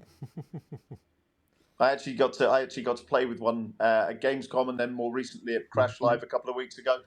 It's a lovely experience. Yeah. So if you haven't got to grips with one yet, when you do get an opportunity to, guys, you should invite David and Julian on the show, because I think they'd love to talk to you about their product as well. And the story of them doing the whole Vectrex thing, because we've been talking about 4 or 5 years. 17, 18, yeah. So we've been part of that. We haven't done anything with it, but we've known these guys a long time, and the story behind it, the trials and tribulations, is it's a good one. That's the other thing I love about all this is that you guys are producing the 64 Mini and the Atari Mini and the A1200 and the A500, and then you've got Spectrum. Perry Fractic over with Commodore making his stuff, and you got these guys making the Vectrex. There's no it's not competition. It's like everyone's kind of like in the same family doing their own doing their things. That's exactly how we like to look at it as well. Yeah. You know what, this market is. It's a big market, the retro market, but there's no reason for us guys to be in competition with each other at all. And if we can support each other we talk to these guys with licensing. If we can help them with licensing, or we can help them, like the Intellivision Sprint has got Boulder Dash on it, if we can help in any way, then we will. Because there's no reason for us not to, because it makes the end product better. And I don't necessarily think somebody's going to sit there and say, if I buy a Vectrix, I'm not buying an A1200, or vice versa. What I think will happen is they'll say, I'll buy a Vectrix this time round, and maybe in 4 months' time, I'll buy an A1200, or vice versa. So I think if you are a genuine games player, if you love retro games, there's room in this market for all of us companies and to support each other as well. I think it's absolutely the right way for us to continue. Yeah, definitely. There's nothing divisive about it, is there? It's all very cooperative and yeah. Yeah. Share and enjoy. Awesome. All right. Indeed. Yes. Indeed. Awesome. Yeah, Chris, Darren, it's been a pleasure. We love having you guys on. No, thank you guys. Thanks for asking us back again. Awesome. Thanks a lot, guys. Thanks, Talk guys. to you then, right? Yeah. Bye-bye. See ya.